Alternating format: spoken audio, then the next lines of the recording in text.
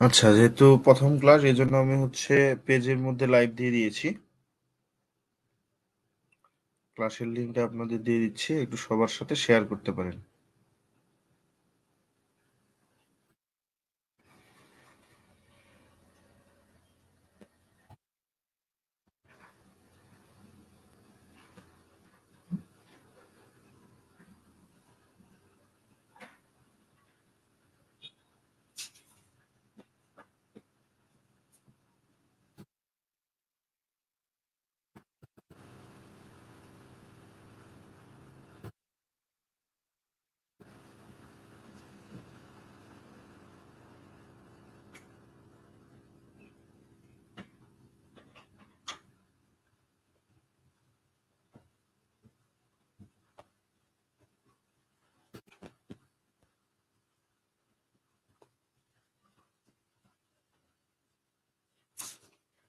পেয়েছেন ক্লাসের লিঙ্ক?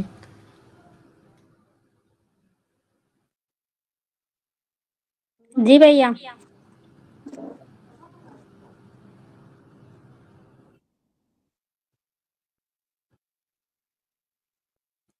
এ পর্যন্ত আপনাদের কয়টা ক্লাস হয়েছে?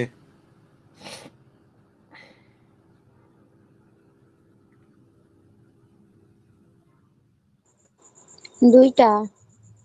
ভাইয়া 2টা ক্লাস হয়েছে। ভাইয়া শুভ ভাইয়া 2টা ক্লাস নিছে। কোন টপিকের উপরে?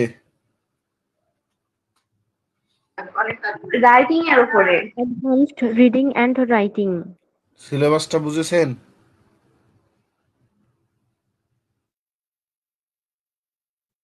আমি মনে হয় একদিন সিলেবাসটা বুঝাই দিলাম না? একদম প্রথমে একদিন ক্লাস নিয়েছিলেন, ওইখানে সিলেবাস বুঝাই দিয়েছিলেন। আচ্ছা, সিলেবাস নিয়ে কারো কোনো প্রশ্ন আছে? না ভাইয়া। সবাই একটু লাইভে দেখেন, আর আপনারা আপনাদের বন্ধুদের মেনশন করে দেন।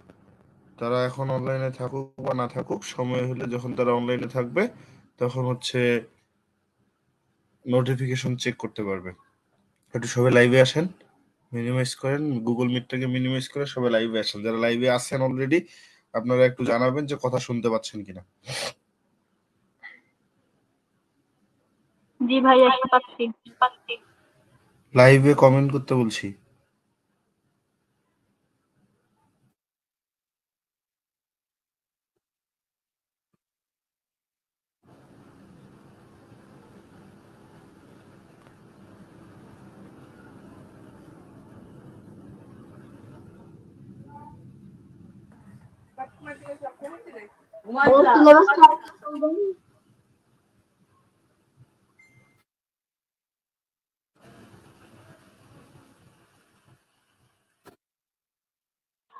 ভাইয়া সিলেবাসটা একটু জানার ছিল, সিলেবাসটা যদি আপনি বলবেন। কি সম্পর্কে জানতে চান বলেন? মানে রোমান্টিক পোয়েট্রির যে সিলেবাসটা, ওটা একটু জানার ছিল। রোমান্টিক পোয়েট্রি নিয়ে তো আমি আলোচনা করে দিব, আবার সমস্যা নেই। ভাইয়া ফার্স্ট ক্লাসটা মিস গেছে, তো কি ডিসকাস করছিলেন একটু শর্টে যদি বলতেন ভালো হতো। এটা আসলে শর্টকাটে বলার কিছুই নাই। এটা সিলেবাসটা সম্পর্কে আপনাকে আবার প্রয়োজনে ওই ক্লাসটা দেখে নিতে হবে। নাহলে ওই এত বড় একটা ক্লাস বা এত কিছু শর্টকাটে বলা সম্ভব না। কারণ সেখানে লিখে লিখে পড়াইতে হয়েছে, কারণ সেটা যদি আমি আবার করতে চাই তাহলে হচ্ছে আবার পিছায় যাবে, আবার হচ্ছে মূল টপিকের ক্লাস শুরু করা সম্ভব হবে না। বুঝেছেন?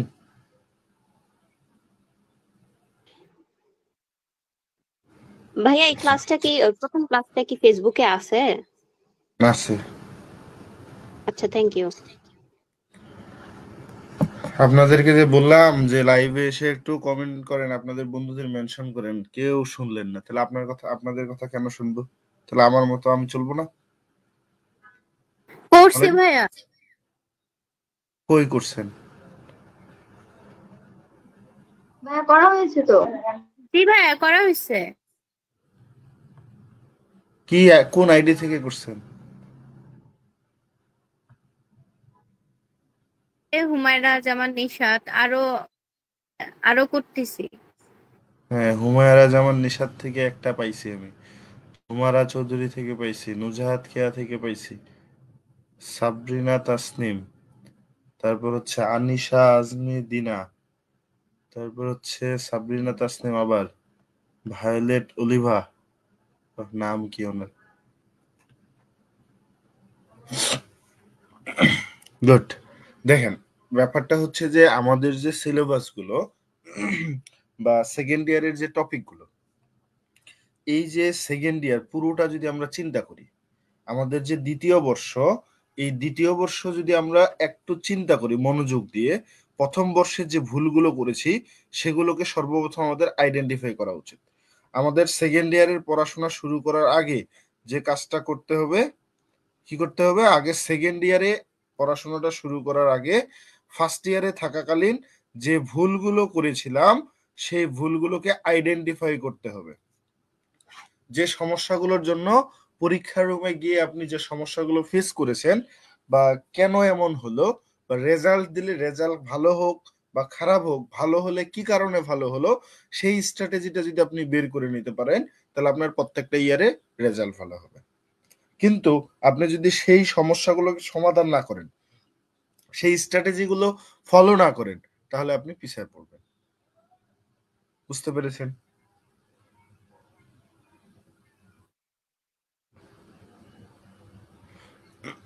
কারণ অনেক স্টুডেন্ট আছে যারা হচ্ছে ফার্স্ট ইয়ারে অনেক ভালো রেজাল্ট করে, সেকেন্ড ইয়ারে গিয়ে ভালো রেজাল্টটা ধরে রাখতে পারে না। একটা বিষয় মনে রাখবেন, ফার্স্ট ইয়ারের থেকে সেকেন্ড ইয়ারের সিলেবাসটা বড়। যেহেতু সেকেন্ড ইয়ারের সিলেবাস বড়, তাহলে ফার্স্ট ইয়ারের থেকে সেকেন্ড ইয়ারে পড়াশোনাটা বেশি করতে হবে। আমাদের তো বাকি সবকিছু সেম, যেমন হচ্ছে আমাদের যে রোমান্টিক পোয়েট্রি,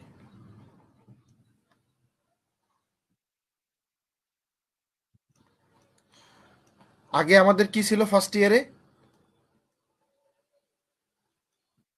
ইন্ট্রোডাকশন কি খাওয়া দাওয়া করেন নাই? Introduction to poetry.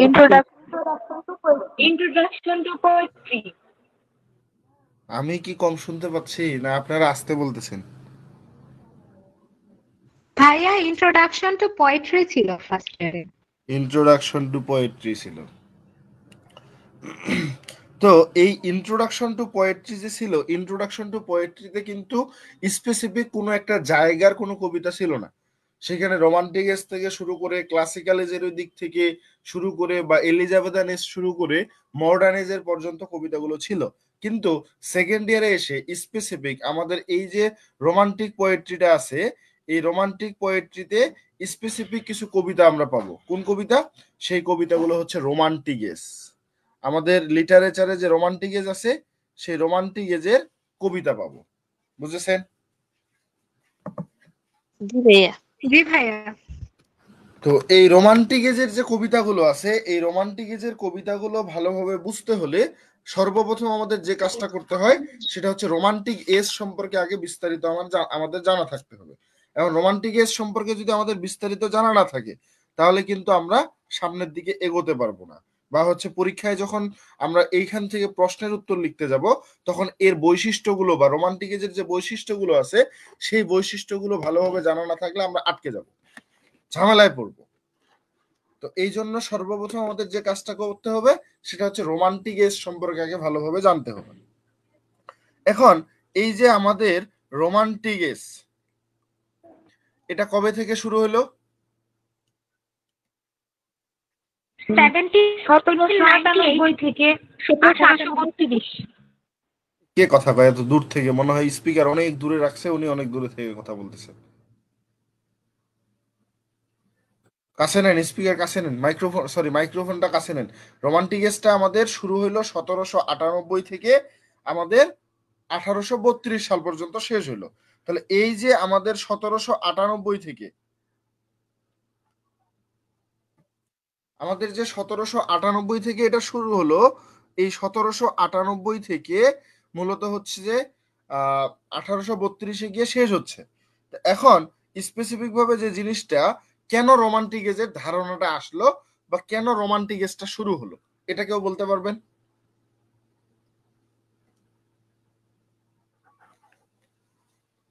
বলেন, বলতে পারবেন? 1798 সালে উইলিয়াম ওয়ার্ডসওয়ার্থ এবং স্যামুয়েল টেইলর কোলারাইস মানে একটা বই পাবলিশ করছে, লিরিক্যাল ব্যালেডস, যেটা রোমান্টিসিজম এর করছে, এটা তো ইন্ট্রোডিউস হচ্ছে করছে শুরুটা, ইংলিশ যে পোয়েট্রি। এসটি কলেরিস এবং হচ্ছে আমাদের উইলিয়াম ওয়ার্ডসওয়ার্থ, এই দুইজন মিলে এটা শুরু করলো লিরিক্যাল ব্যালেডস এর মাধ্যমে।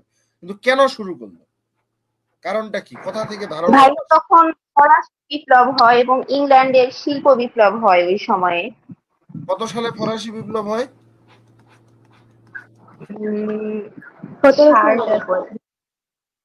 হ্যাঁ 1789 ফরাসি। 1789 সালে 1789 সালে। 1789 সালে 1789 ছিল।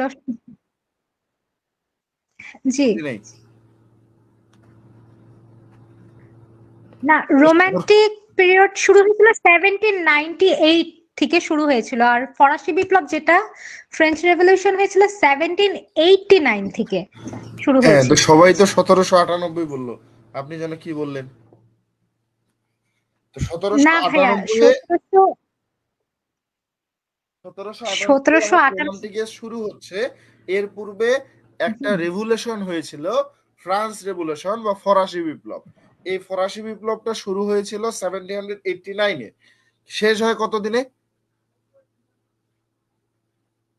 কবে শেষ হলো এটা? 1837। 1837-এ গিয়ে ফরাসি বিপ্লব শেষ হয়। 10 বছর, না, 10 বছর পর শেষ হয়। 1799। 1899 না 1799? 1799। 1799, গুড। তাহলে 1789-এ শুরু হলো এবং 1799-এ গিয়ে শেষ হলো। ফ্রান্স রেভুলেশনের মটো কি ছিল? সাম্য, ভ্রাতৃত্ব এবং স্বাধীনতা, ইংলিশে বলেন। Liberty, equality and ফ্রাটার্নিটি। বাকি অন্য একজন বলেন কি ছিল মটো, ওই আপু বাদ দিয়ে অন্য একজন বলেন। যারা লাইভে দেখতেছেন উত্তরগুলো কমেন্টে দিয়ে দিবেন। কেউ বলতে পারবেন না আর? বিপ্লবী, জি ভাইয়া, বিপ্লবী মানুষকে স্বাধীনতা, সাম্য ও ভ্রাতৃত্ববোধের ধারণা দেওয়া। ইংলিশে বলেন তিনটা জিনিস কি কি?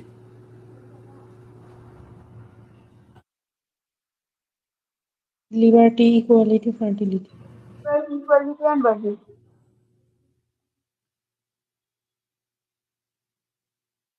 Liberty, equality, fertility.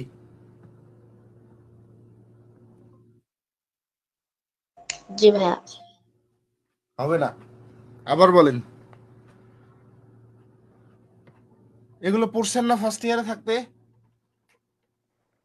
জি ভাইয়া, লিবার্টি, ইকুয়ালিটি অ্যান্ড ফ্রেটার্নিটি। আপনি তো প্রথমে বললেন, আপনি আবার বলতেছেন কেন? আপনি তো পারছেন বলেই তো আপনাকে আমি বলতে আমি মাত্রই বললাম। লিবার্টি, ইকুয়ালিটি এন্ড ফ্রেটার্নিটি, এই তিনটা জিনিস, সাম্য, ভ্রাতৃত্ব, স্বাধীনতা, বা সাম্য, স্বাধীনতা, ভ্রাতৃত্ব, এই তিনটা জিনিসের উপর ডিপেন্ড করে মূলত হচ্ছে আমাদের ফরাসি বিপ্লব শুরু হয়। তো যেহেতু এরকম একটা বিপ্লব হচ্ছে, এই বিপ্লবটা পুরো পৃথিবীতে প্রায় ছড়িয়ে পড়লো এবং ফরাসি বিপ্লবের পরে ইংল্যান্ডে একটা গৃহযুদ্ধের মতো সৃষ্টি হয়েছিল। তো যেমন হচ্ছে লন্ডন 1802 কবিতাটা, একটা কবিতা আছে, রিডিং স্কেলে পড়েছিলেন, যেটা 1794 সালে জি প্রকাশিত ভাইয়া। হয়েছিল সংস অফ এক্সপেরিয়েন্স কাব্যগ্রন্থে। সেই সময়ের ইংল্যান্ডের অবস্থার কথা সেই কবিতা আমরা দেখতে পাই যে কেমন ছিল। আবার তিনি হচ্ছে মিল্টনকে, বা মিল্টনের যে স্পিরিট বা চেতনাগুলো ছিল, ম্যানার গুলো ছিল, এগুলোকে রিটার্ন করতে চেয়েছেন তিনি। কে? উইলিয়াম ওয়ার্ডসওয়ার্থ, তাই না? মনে পড়ে? সরি, জি ভাইয়া, কিছুক্ষণ আগে জি ভুল ভাইয়া, বলছিলাম, কিন্তু কিছুক্ষণ আগে ভুল বলছি। সেটা হচ্ছে যে ওটা লন্ডন কবিতাটা ছিল, যেটা 1794 সালে মূলত হচ্ছে সংস অফ এক্সপেরিয়েন্সে প্রকাশিত হয়। লন্ডন 1802 না, লন্ডন 1802 এর লেখক হচ্ছে উইলিয়াম ওয়ার্ডসওয়ার্থ। এটা হচ্ছে 1804 সালের দিকে প্রকাশিত হয়েছিল। তো এই সব বিষয় মূলত পূর্বের দিকে বা পূর্বের দিনে যে লেখালেখিরা হতো, লেখালেখি বা সাহিত্য যে বিচরণ থাকতো, আমরা যদি খেয়াল করি সেই সাহিত্যগুলোতে সরাসরি প্রকৃতিকে নিয়ে লেখা হতো না। সেই সময় লেখা হতো রাজা বাদশাদেরকে নিয়ে, চার্লসদেরকে নিয়ে, মানে ওই রকম ভিআইপি মানুষদেরকে নিয়ে, এই ধরনের। তাহলে তাই বলে কি পূর্বের দিনে রোমান্টিক এজের যে বৈশিষ্ট্যগুলো আছে সেগুলো ছিল না? ছিল। যেমন আমরা দেখি উইলিয়াম শেক্সপিয়রের যে সনেট 18 কবিতাটা পড়েছিলাম, সেখানেও নেচারের কথা দেখতে পাই। নেচার একটা রোমান্টিক এজের প্রধান বৈশিষ্ট্য, তাই না? জি ভাইয়া। জি ভাইয়া। জি। এখন আমাদের এই যে রোমান্টিক পোয়েট্রি, এই কোর্সটার সিস্টেম একই। এখানে পার্ট এ, বি, সি, 3টা পার্টে প্রশ্ন থাকবে। পার্ট এতে সেম 12টা প্রশ্ন থাকবে, 10টার অ্যান্সার করতে হবে। পার্ট বিতে 8টা প্রশ্ন থাকবে, 5টার অ্যান্সার করতে হবে। আর পার্ট সিতে হচ্ছে 8টা প্রশ্ন থাকবে, 5টার অ্যান্সার করতে হবে। এই হচ্ছে আমাদের 80 মার্ক। আর 20 মার্ক হচ্ছে ইন কোর্স। এই 20-এর মধ্যে আবার বিভক্ত আছে, 15 মার্ক হচ্ছে পরীক্ষা হবে, আর 5 মার্ক হচ্ছে অ্যাটেন্ডেন্সের উপরে। ক্লিয়ার? জি জি ভাইয়া। ভাইয়া। জি ভাইয়া।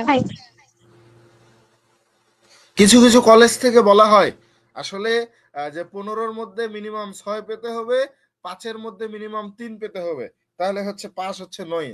তো এমন কোনো নিয়ম নাই, আপনি হচ্ছে 100-র মধ্যে 40 পেলে পাস। আলাদা করে পাস, আলাদা আলাদা করে এমন কোনো নিয়ম নেই। কিন্তু আপনি যদি কলেজে অ্যাটেন্ডেন্স আপনার না থাকে, তাহলে আপনাকে পরীক্ষা দিতে দিবে না বা ফর্ম ফিল আপ করতে দিবে না। আপনি যদি ইনকোর্স পরীক্ষাগুলোতে পাস না করেন, তাহলে আপনার হচ্ছে খাতা ওইভাবে পাঠাইলেও একটা বড় ইফেক্ট পড়তে পারে রেজাল্টের উপরে।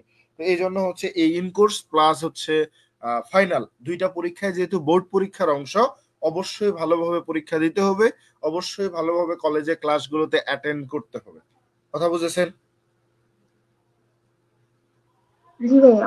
জি ভাইয়া। আচ্ছা, এখন আমাদের রোমান্টিক পোয়েট্রিটা যেহেতু হচ্ছে রোমান্টিক এজের উপর ডিপেন্ড করে, ফরাসি বিপ্লবের সেই আন্দোলনের কারণে, সেই বিপ্লবের কারণে মানুষ পরিবর্তন হতে চায়। ঠিক সে সময় মূলত হচ্ছে উইলিয়াম ওয়ার্ডসওয়ার্থ এবং এসটি কলেরিজ, এবং তারা চিন্তা করে যে নতুনত্ব নিয়ে আসা যায় কিনা। কিরকম? তারা হচ্ছে প্রায় উইলিয়াম ওয়ার্ডসওয়ার্থ এবং এসটি কলেরিজ মিলে একটা হচ্ছে কাব্যগ্রন্থ লিখে। সেই কাব্যগ্রন্থের নাম কি? Lyrical ballad. Lyrical ballad. Lyrical lyrical ballad. Ballads, যেটা 1798 সালে প্রকাশিত হয়। লেখক ছিল হচ্ছে William Wordsworth and Samuel Taylor Samuel Taylor Coleridge বা এসটি কলেরিজ। এখানে উইলিয়াম ওয়ার্ডসওয়ার্থের কবিতা ছিল কতগুলো?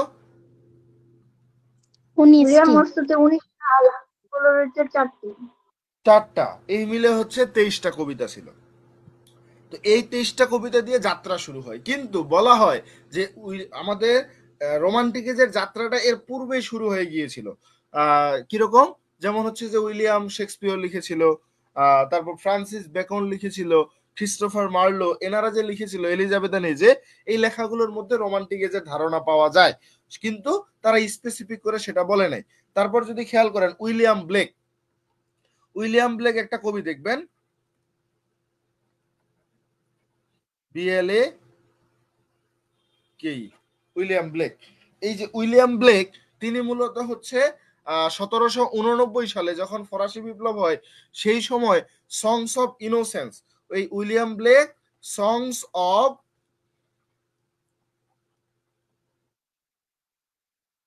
ইনোসেন্স 1789 সালে প্রকাশিত করেন। এখানে প্রায় অনেকগুলো কবিতা প্রকাশিত হয়েছিল। পরবর্তীতে 1794 সালে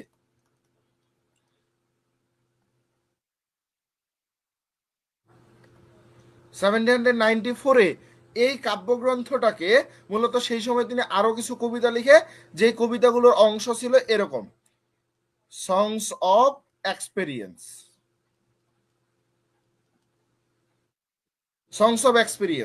কিন্তু এই 1794 সালে তিনি কি করেন? তিনি মূলত এই কাব্যগ্রন্থটার নাম দিয়েছিল songs of innocence and experience. কি বললাম? songs of Songs of innocence and experience. And Experience. Experience. কত সালে এটা প্রকাশিত হয়েছিল? 1798 সালে। 1794। সরি 1794। গুড। তো এবার দেখেন আমাদের এই যে রোমান্টিক এজে বা রোমান্টিক পোয়েট্রিতে আমাদের এই অ্যালবার্টরস বই থেকেই দেখাই দিচ্ছি, দেখানোর জন্যই মূলত ক্লাসটা স্ক্রিনে নেওয়া, নতুবা আমি বোর্ডে আসতাম। এখন ব্যাপারটা হচ্ছে যে এখানে সর্বপ্রথম বইয়ে আপনি রোমান্টিক পিরিয়ড সম্পর্কে একটা বেসিক অ্যানালাইসিস পাবেন। দেন আমাদের 6 জন কবির লেখা কবিতা আমাদের পড়তে হবে। 1 নম্বরে যিনি আছে এই যে উইলিয়াম ব্লেক, ওনার যে songs of innocence and experience, এই কাব্যগ্রন্থটা সম্পর্কে আমাদের এখানে জানতে হবে এবং এখান থেকে ওনার লেখা 11টা কবিতা আমাদের পড়তে হবে। সে 11টা কবিতা কি কি? যেমন যদি খেয়াল করি, একটা কবিতা হচ্ছে নাম হচ্ছে ইন্ট্রোডাকশন, সংস অফ ইনোসেন্স। আবার দেখবেন এই যে ইন্ট্রোডাকশন আরেকটা কবিতা আছে সংস অফ এক্সপেরিয়েন্স। অর্থাৎ একই নামের দুইটা কবিতা দুইটা কাব্যগ্রন্থের জন্য আমাদের পড়তে হবে। আবার ল্যাম, মেষ শাবক, সংস অফ ইনোসেন্স থেকে। আবার তার বিপরীতে আছে টাইগার। ল্যাম যেমন ইনোসেন্সের প্রতীক, টাইগার হচ্ছে হিংস্রতা, ভয়ঙ্কর বা হচ্ছে এক্সপেরিয়েন্সের প্রতীক। অর্থাৎ এখানে একটা কন্ট্রাস্ট দেখাচ্ছে। চিমনি সুইপার, সংস অফ ইনোসেন্সও আছে, চিমনি সুইপার সংস অফ এক্সপেরিয়েন্সও আছে। চিমনি সুইপার সংস অফ ইনোসেন্সে যেটা, সেটা হচ্ছে খুব শান্তশিষ্ট বা নিষ্পাপতা, এই জিনিসগুলো ফুটিয়ে তোলে। আর এক্সপেরিয়েন্সে যেটা আছে সেটাতে বিধ্বংসিতা, তারপর ধ্বংস বা অভিজ্ঞতা, এই সব জিনিসগুলো ফুটিয়ে তোলে। ঠিক এরকম নার্সেস সঙ্গ আমাদের 2টা আছে, তারপর হোলি থার্সডেও আমাদের 2টা আছে। এই হচ্ছে আমাদের 5টা করে 10টা কবিতা। আর লন্ডন নামে একটা কবিতা আছে যেটা হচ্ছে আমাদের এক্সট্রা করে এক্সপেরিয়েন্স কাব্যগ্রন্থের মধ্যে ছিল। ক্লিয়ার?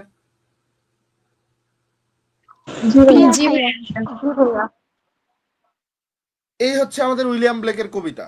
তারপরে যদি খেয়াল করেন আমাদের হচ্ছে উইলিয়াম ওয়ার্ডসওয়ার্থ। আমরা উইলিয়াম ওয়ার্ডসওয়ার্থের কবিতা ফার্স্ট ইয়ারে থাকতে পড়েছিলাম, I wonder lonely as a cloud অথবা ড্যাফোডিল নামে। এখানে ওনার লেখা আমাদের প্রায় আমাদের 5টা কবিতা পড়তে হবে। একটা হচ্ছে টিনটা নেবে, ode intimations of immortality, it is a beauteous evening calm and free, London 1802, she dwelt among the untrodden ways. এখন এই যে একটা ধারণা পাচ্ছেন, আপনারা ফার্স্ট ইয়ারে থাকতে যে কাজটা হয়েছিল, একজন কবির একটা কবিতা ছিল, সেই এক একটা কবিতা থেকে প্রশ্ন আসতো, তাই না? অনেকগুলো কবিতা মিলে কি প্রশ্ন এসেছিল ফার্স্ট ইয়ারে? একটা কবিতা সনেট 18 থেকে সনেট 18 আসছে, তারপর গুডমোর থেকে গুডমোরের প্রশ্ন আসছে। কিন্তু এবার কি হচ্ছে, উইলিয়াম ব্লেক বা সেকেন্ড ইয়ারে এসে এই যে উইলিয়াম ব্লেকের এখানে 11টা কবিতা দেখতেছেন, এই 11টা কবিতা থেকে একটা প্রশ্ন আসতে পারে। এমন একটা প্রশ্ন আসলো, সেই প্রশ্নটার মধ্যে সব কবিতার রেফারেন্স দিতে হবে। সহজ না ব্যাপারটা? মোটেও না। এই জন্যই যত উপরে উঠবেন তত কঠিন হতে শুরু করবে জিনিসগুলো। আগে আপনারা ইন্ট্রোডাকশন পড়েছেন, মানে আপনাদের সাথে পরিচয় করিয়ে দিয়েছে। যেমন introduction to pros, introduction to poetry, তারপর নন মেজর গুলো যদি খেয়াল করেন সেখানেও ছিল introduction to political theory, introduction to social work, introduction to sociology, সবগুলোতে ইন্ট্রোডাকশন ছিল। অর্থাৎ একটা সূচনা করে দিয়েছে আপনাদের। সেকেন্ড ইয়ারে এসে পোয়েট্রিটাকে একেবারে চাপাই দিল। কিভাবে? রোমান্টিক পোয়েট্রি বা রোমান্টিক এজের যে কবিতাগুলো আছে সেই কবিতাগুলো পড়তে হবে। থার্ড ইয়ারে গিয়ে কবিতা পাবেন ভিক্টোরিয়ান পোয়েট্রি, অর্থাৎ ভিক্টোরিয়ান এজের কবিতাগুলো পড়তে হবে। তারপর পাবেন 16 এন্ড 17 সেঞ্চুরি পোয়েট্রি, মানে কোন এজ? সেটা 16-17 শতকে এলিজাবেথান এজের সময়ের কবিতা, এলিজাবেথান বা জ্যাকোবিয়ান এজের সময়কার কবিতাগুলো পড়তে হবে। ফোর্থ ইয়ারে যাবেন, সেখানে মডার্ন পোয়েট্রি পাবেন, আমেরিকান পোয়েট্রি পাবেন, অর্থাৎ মডার্ন সময়ের। মাস্টার্সে গিয়ে আবার পোস্ট মডার্ন, মডার্ন, এই জিনিসগুলোই পাবেন। তাহলে এখন পরবর্তীতে যত উপরে যাবেন তত আপনার ধাপগুলো হবে কিরকম? এজ ভিত্তিক। এই জন্য লিটারেচারের যে ধাপগুলো আছে, এজগুলো আছে, সেই 450 থেকে শুরু করে বর্তমান পর্যন্ত প্রত্যেকটা এজের বৈশিষ্ট্যগুলো ভালোভাবে মাথায় রাখতে হবে। আবার এক্সট্রা করে আপনাদের একটা কোর্স আছেই, হিস্ট্রি অফ ইংলিশ লিটারেচার। সেটাতে নাই কোনো গল্প, নাই কোনো কবিতা। তাহলে কি লিখতে হবে? সম্পূর্ণটা কিসের উপর? কোন লেখকগুলো ছিল, তারপর হচ্ছে কোন থিমগুলো সেই সময় লেখালেখি হতো, কোন বৈশিষ্ট্যগুলো থাকতো, এগুলোর উপর অ্যান্সার লিখতে হবে। আপনি যদি ভালোভাবে পড়াশোনা করেন তাহলে আপনার জন্য সহজ, যদি না পড়েন তাহলে থার্ড ইয়ারে উঠাটা আপনার জন্য কষ্টকর হয়ে যাবে। ঠিক এরকম উইলিয়াম ওয়ার্ডসওয়ার্থের 5টা কবিতা, এর মধ্যে প্রায় 3টা কবিতা আমরা ফার্স্ট ইয়ারে থাকতেই প্রায় অনেকেই পড়ে ফেলেছি। It is a beauteous evening calm and free একটা কবিতা রিডিং স্কিলে ছিল, লন্ডন 1802 একটা কবিতা ছিল, she dwelt among the untrodden ওয়েস যেটাকে লুসি পোয়েম বলা হয়, এটাও ছিল। কিন্তু নতুন করে এখানে পাবেন তিনটা নেবে আর ওড ইন্টিমেশনস অফ ইমমর্টালিটি, এখানে 5টা কবিতা আছে। এরপরে যদি খেয়াল করেন এসটি কলেরিসের কুবলা খানের the rime of the ancient mariner নামে একটা কবিতা আছে, যেটা আমাদের লিরিক্যাল ব্যালেটস এর অংশ। এখানে 3টা নেবে ওড ইন্টিমেশনস অফ ইমমর্টালিটি, এগুলো 3টা নেবের অন্তর্গত। কুবলা খান এই কবিতাটাও তার এসটি কলেরিসের লেখা, স্যামুয়েল টেলর কলেরিসের। এখন এই স্যামুয়েল টেলর কলেরিস বা এসটি কলেরিসের এই 2টা কবিতা খুবই গুরুত্বপূর্ণ, কারণ আমরা এসটি কলেরিসের কবিতা ফার্স্ট ইয়ারে থাকতে পড়ি নাই, পড়েছি অনেকে পড়েছি রিডিং না। স্কিলে, the solitary reaper. Solitary reaper তো মনে হয় উইলিয়াম ওয়ার্ডসওয়ার্থের, না? পড়া হয়নি, ভাইয়া পড়া হয়নি। তারপরে সব পড়া হয়নি। হ্যাঁ, এরপরে দেখেন লর্ড বায়রন। লর্ড বায়রন একজন একমাত্র কবি যেখানে আপনারা এপিকের ধারণা পাবেন। এপিক নামে একটা টার্ম আপনারা ফার্স্ট ইয়ার থেকে দেখেছেন, পোয়েট্রির একটা ভাগ, সেই এপিকের ব্যাপারটা এখানে দেখবেন। এপিক এবং মোগ এপিক কি জিনিস এই জায়গায় জানবেন। একটা এপিকে কতগুলো বই থাকতে পারে, কতগুলো বই হয়, কত বড় একটা কবিতা হয়, কতগুলো লাইন থাকতে পারে, এটা এই জায়গায় এসে দেখবেন। একজন লেখকের একটাই মাত্র কবিতা আছে যেটার নাম হচ্ছে ডন জুয়ান ক্যান্টো 1। তারপরও একটা কবিতার সম্পূর্ণ অংশটা নাই, মাত্র ক্যান্টো 1 আছে। 16টা ক্যান্টো থেকে একটা ক্যান্টো আপনারা পড়বেন, একটা ক্যান্টোতেই অনেকগুলো লাইন আছে।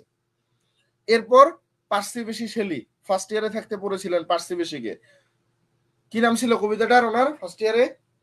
Ode to the west wind. এই মানুষটা ode to the west wind. হ্যাঁ, তো এই পিবি শেলি এবং জন কিটস এই 2টা মানুষ একটু হচ্ছে ওড নিয়ে লিখতে বেশি ভালোবাসে।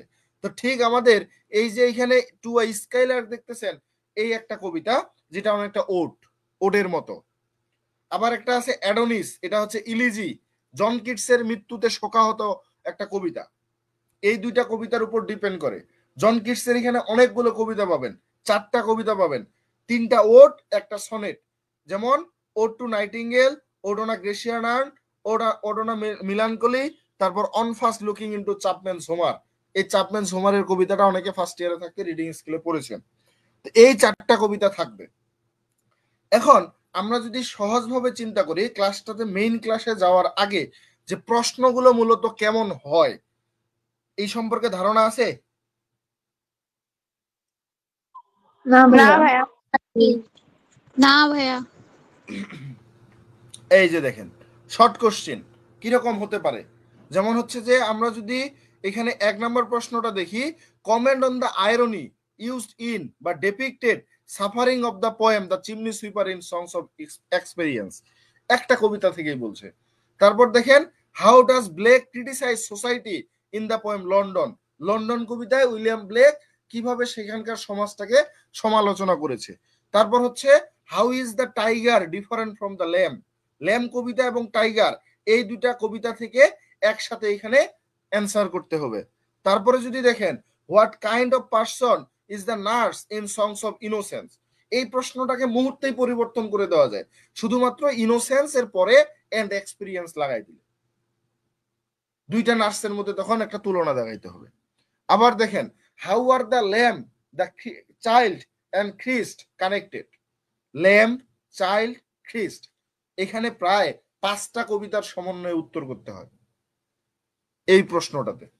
তারপর আছে হোলি থার্সডে কি জিনিস এটা সম্পর্কে, চিমনি সুইপারদের কন্ডিশন কি ছিল সেটা 2টা কবিতা থেকে, ইনোসেন্সে কেমন ছিল, এক্সপেরিয়েন্সে কেমন ছিল। তারপর বলছে নার্সের সঙ্গে কম্পেয়ার এন্ড কন্ট্রাস্ট করতে বলছে, তুলনা করতে বলছে, বৈপরীত্য দেখাতে বলছে। এটা গেলে হচ্ছে আমাদের শর্ট কোশ্চেন। তো আমরা যদি একটু ব্রড গুলো খেয়াল করি, দেখেন comment on Blake's treatment of childhood with reference to his poems. কোন কবিতার নাম বলছে?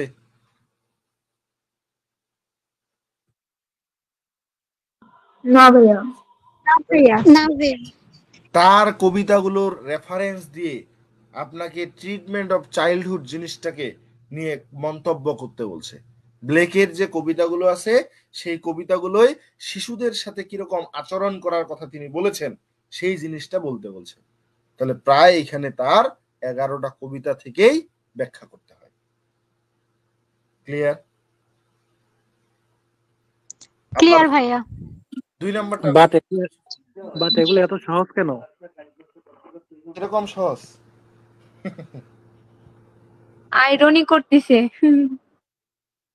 বুঝছি তো, ওই জন্য তো বললাম যে কিরকম সহজ।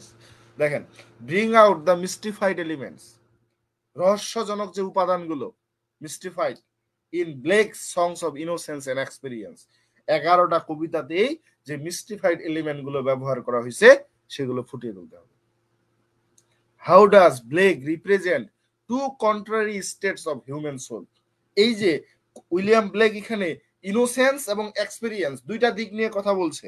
ঠিক একটা মানুষের মধ্যেও এই দুইটা জিনিস থাকে, ইনোসেন্স থাকে, এক্সপেরিয়েন্স থাকে। ভালো থাকলে মন্দ থাকবে, দিন থাকলে যেমন রাত থাকে, ঠিক এরকম এই মানুষের যে দুইটা দিক, ভালো মন্দ বলেন বা ইনোসেন্স এক্সপেরিয়েন্স বলেন, এই জিনিসগুলো নিয়ে কথা বলতে বলছে।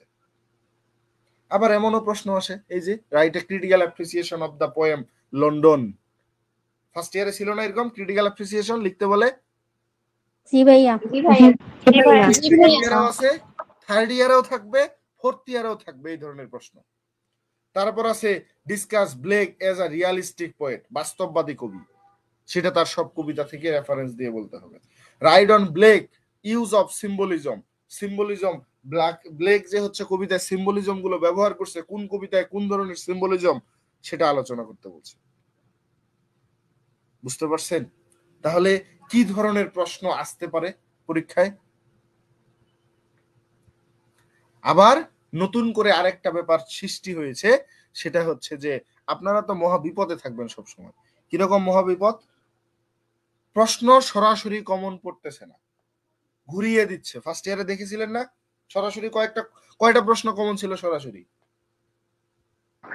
সবগুলো প্যাঁচায় প্যাঁচায় ছিল, বেশিরভাগই সব পিছিয়ে পেঁচানো। দিছে, সরাসরি কমন ছিল না।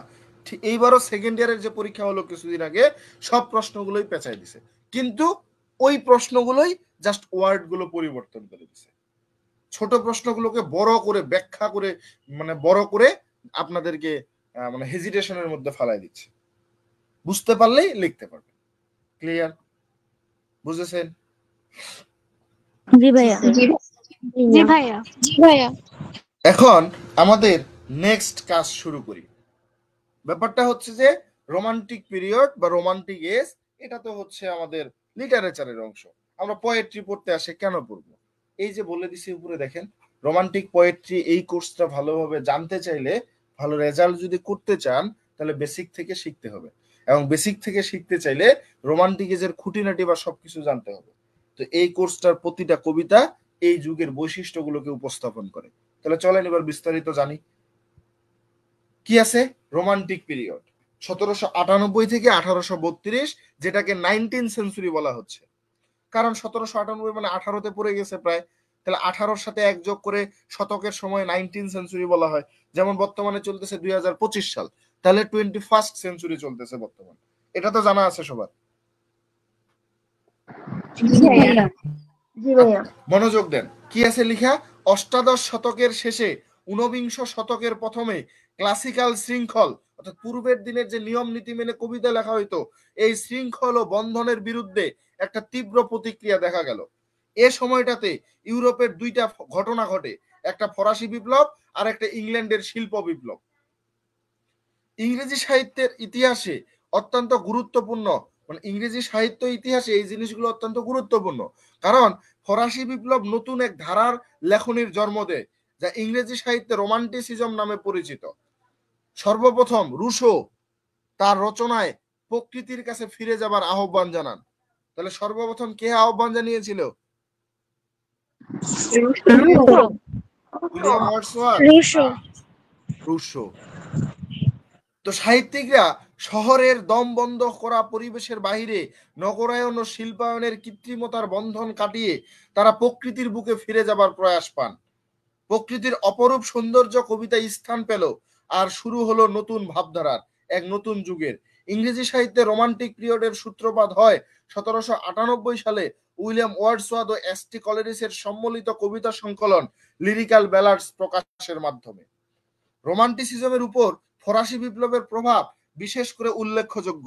ফরাসি বিপ্লব নিয়ে এলো মৈত্রী, স্বাধীনতা, সাম্য, অর্থাৎ সাম্য, স্বাধীনতা, ভ্রাতৃত্ব যেটা বলি, সেই ভ্রাতৃত্বটাই হচ্ছে মৈত্রী। লিবার্টি, ইকুয়ালিটি, ফ্র্যাটার্নিটি, এই তিনটা জিনিস। ঐতিহাসিক প্রেক্ষাপট আছে কিরকম? রোমান্টিক যুগের সূচনা হয় অষ্টাদশ শতকের শেষ ভাগে এবং ঊনবিংশ শতকের প্রথম দিকে। তো এই সময় ক্লাসিক্যাল শৃঙ্খলা, যুক্তি, অনুশাসনের বিরুদ্ধে এক শক্তিশালী সাহিত্যিক প্রতিক্রিয়া শুরু হয়। এই সময় দুইটা প্রধান ঘটনা ইংরেজি সাহিত্যের উপর গভীর প্রভাব ফেলেছিল। প্রথমত ফরাসি বিপ্লব 1789 সালে হয়। এই বিপ্লব মানুষকে স্বাধীনতা, সাম্য ও ভ্রাতৃত্ববোধের ধারণা দেয়। এতে লেখকরা সমাজ ও রাজনীতিতে পরিবর্তনের আশা দেখে। শিল্প বিপ্লব, শিল্পায়নের ফলে শহরগুলো দমবন্ধ হয়ে উঠেছিল, প্রকৃতি থেকে বিচ্ছিন্নতা অনুভব হচ্ছিল। কবিরা তাই শহরের কৃত্রিম জীবন থেকে সরে গিয়ে প্রকৃতির কোলে ফিরে যেতে চাইলেন। এই যুগের অন্যান্য আরো নাম আছে, যেমন আমাদের এই রোমান্টিক পিরিয়ডকে বলা হয় দ্য রেজ অফ রেভলিউশন, তারপর বলা হয় the golden age of lyric. Lyric poem আছে না? আছে। তো সেই লিরিক পোয়েমের মূলত হচ্ছে গোল্ডেন এজ অফ লিরিক, এই জিনিসটা এখানে ফুটে ওঠে। রোমান্টিক এজ সম্পর্কে বা রোমান্টিক পিরিয়ড সম্পর্কে গুরুত্বপূর্ণ তথ্য দেওয়া আছে। কিরকম? লিরিক্যাল ব্যালাডস প্রকাশের পর থেকে রোমান্টিক যুগে শুরু হচ্ছে, বারবার পড়ে আসতেছি। তো 1798 সালে একটা স্লোগান দিয়ে শুরু হয়, যেটা রোমান্টিক যুগের মূল স্লোগান ছিল, আর্ট ফর আর্টস সেক। এই স্লোগান নিয়ে এস.টি. কলেরিস ও উইলিয়াম ওয়ার্ডসওয়ার্থ এর লিরিক্যাল ব্যালাডস প্রকাশিত হলে এই যুগের যাত্রা শুরু হয়। তাহলে এই আর্ট ফর আর্টস সেক এটা একটা গুরুত্বপূর্ণ লাইন। ক্লিয়ার? তাহলে এটা কোন এসকে মডিফাই করে বা ফুটিয়ে তোলে? Romantic SK. রোমান্টিক এজকে। আবার আছে 1798 সালে প্রকাশিত লিরিক্যাল ব্যালাডস এ মোট কবিতা রয়েছে 23টা, যার মধ্যে 19টা উইলিয়াম ওয়ার্ডসওয়ার্থের এবং বাকি 4টা লিখেছেন এস.টি. কলেরিস। আর্ট ফর আর্টস সেক এটা কে লিখেছে? এটা তো রোমান্টিক এজের মূল স্লোগান বলা হচ্ছে, কিন্তু এটা লেখক কে? এটা কে আবিষ্কার করলো? Oscar Wilde. Art for art's sake was a slogan coined by Oscar Wilde. এত তথ্য কেন দিচ্ছি? এত তথ্য দেওয়ার একটাই কারণ, এই জিনিসগুলো না জানলেও আমাদের আপনাদের চলে যাবে, কিন্তু জানলে কি হবে? আপনি অনার্সটা শেষ করে যখন চাকরির পরীক্ষা দিতে বসবেন, এই জিনিসগুলো আপনার তখন কাজে লাগবে। ক্লিয়ার?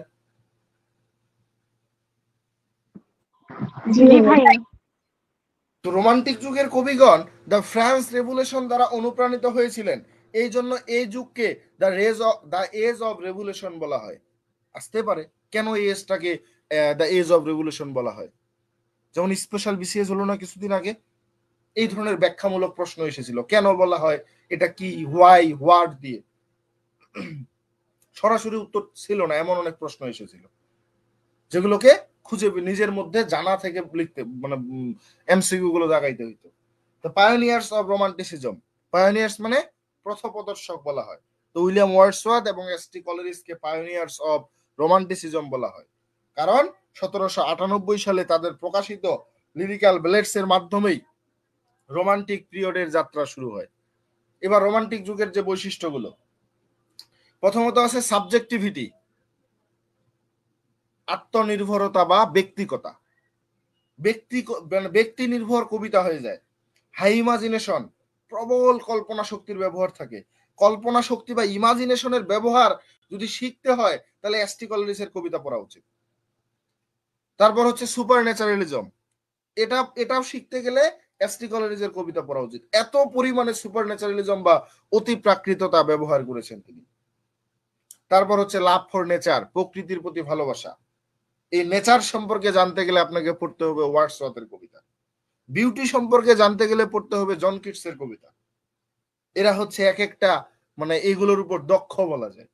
ফ্রিডম অ্যান্ড লিবার্টি, স্বাধীনতা ও মুক্তির প্রতি ভালোবাসা, লিরিসিজম, গীতি কবিতার আধিক্য, রিভলিউশনারি জিল, বিপ্লবী চেতনা, সিম্পলিসিটি ইন এক্সপ্রেশন, সহজ ভাষা ও প্রকাশভঙ্গি, স্পিরিচুয়ালিটি, আধ্যাত্মিকতা, লাভ ফর বিউটি, সৌন্দর্যের প্রতি ভালোবাসা, মিডিয়াভেলিজম, মধ্যযুগীয় চেতনা, হিউম্যানিজম, মানবতাবাদ। তো এই ব্যাপারগুলো, এই যে বৈশিষ্ট্যগুলো আমাদের একেবারে ঠোঁটের ডগায় রাখতে হবে। কেন? কারণ যখন আপনাকে বলবে যে William Wordsworth as a romantic poet, discuss William Wordsworth as a romantic poet, তখন কি করতে হবে? এই পয়েন্টগুলো বা এই যে বৈশিষ্ট্যগুলো তার কবিতায় আছে কিনা সেটা ফুটিয়ে তুলতে হবে। যেমন ফার্স্ট ইয়ারে আমরা পড়েছিলাম মেটাফিজিক্যাল পোয়েট্রি, সেখানে 6টা পয়েন্ট পড়েছিলাম না আপনাদের? জি ভাইয়া, জন ডানে। হ্যাঁ, অ্যাবস্ট্রাক্ট থিম, তারপর হচ্ছে কনসিট এন্ড উইট, তারপর আর কি ছিল? Abrupt beginning, colloquial language instead of formal language. এই যে পয়েন্টগুলো ছিল, যখন মেটাফিজিক্যাল পোয়েট্রি নিয়ে কবিতা মানে প্রশ্ন আসতো মেটাফিজিক্যাল পোয়েট নিয়ে, সেই সময় আমাদের এই ব্যাপারগুলো বা এগুলোকে পয়েন্ট আকারে রাখা হতো না? তো ঠিক এরকম আমাদের এই রোমান্টিকের এই বৈশিষ্ট্যগুলো মনে রাখতে হবে পরীক্ষার প্রশ্নের উত্তর লেখার জন্য। উইলিয়াম ওয়ার্ডসওয়ার্থকে বলা হয় প্রকৃতি ও সাধারণ মানুষের কবি। এস.টি. কলেরিজকে বলা হয় অতি প্রাকৃত কল্পনার কবি। অতি প্রাকৃত মানে কি? সুপারন্যাচারালিজম। লর্ড বায়রন হচ্ছে বিদ্রোহী আত্মার প্রতিনিধি। আর বিদ্রোহী কবি কাকে বলা হয় বাংলায়? কাজী নজরুল ইসলাম। তাহলে এই লর্ড বায়রন হচ্ছে কাজী নজরুল ইসলামের মতো, বা কাজী নজরুল ইসলাম লর্ড বায়রনের মতো। তারপর পিবি শেলি হচ্ছে স্বাধীনতা সৌন্দর্যের কবি। জন কিটস হচ্ছে বিউটি বা সৌন্দর্য ও শিল্পের পূজারী। স্যার অল্টার স্কট তিনিও একজন হচ্ছে আমাদের রোমান্টিক এজের কবি। স্যার অল্টার স্কট ঐতিহাসিক উপন্যাসের পথিকৃৎ। কিন্তু উইলিয়াম ব্লেক কি? যদি উইলিয়াম ব্লেকের ব্যাপারটা দেখেন, তিনি 1757 সালে জন্মগ্রহণ করছে, যেখানে আমাদের 1798 সালে হচ্ছে রোমান্টিকের শুরু হলো। তার জন্মের কত আগে, মানে তার এই রোমান্টিকের শুরুর কত আগে সে জন্মগ্রহণ করছে। তাহলে মূলত কি সে যেই সময় লেখালেখিগুলো করেছিল সেই সময় কি রোমান্টিকের মধ্যে তিনি ছিলেন? এই যে যেমন সংস অফ ইনোসেন্স লিখেছে 89 সালে, এক্সপেরিয়েন্স লিখেছে 94 সালে, তাহলে তিনি কি আমাদের হচ্ছে ইয়ার মধ্যে ছিল, রোমান্টিক এজের মধ্যে? না না। কিন্তু আমাদের এই জন্য এখানে বলা হচ্ছে note, William Blake is considered, বিবেচনা করা হয় তাকে প্রিকারসর, পৃথিকৃত বা হচ্ছে প্রথ নিদর্শক। পায়োনিয়ার মানে যেমন প্রথ নিদর্শক, এই উইলিয়াম ব্লেককে প্রিকারসর বলা হয়। উইলিয়াম ওয়ার্ডসওয়ার্থ এবং এস.টি. কলেরিজকে বলা হয় হচ্ছে পায়োনিয়ার, আর উইলিয়াম ব্লেককে বলা হয় প্রিকারসর বা আর্লি পোয়েট অফ রোমান্টিসিজম। এই রোমান্টিসিজম শুরু হওয়ার আগে থেকেই রোমান্টিসিজম নিয়ে লেখালেখি শুরু করেছিলেন। ওকে, কিন্তু অফিসিয়ালি ঘোষণা দিয়ে শুরু করেছিল এস.টি. কলেরিজ এবং উইলিয়াম ওয়ার্ডসওয়ার্থ। বুঝতে পারছেন রোমান্টিক এজ সম্পর্কে? যদি এই পৃষ্ঠাটা ভাইয়া উইলিয়াম ব্লেক কি পোয়েট অফ মিস্টিসিজম এটা কি বলা হয়? জি, একটু আগে প্রশ্ন দেখেছেন না, মিস্টিফাইড এলিমেন্ট দেখেন নাই? কথা কয় না।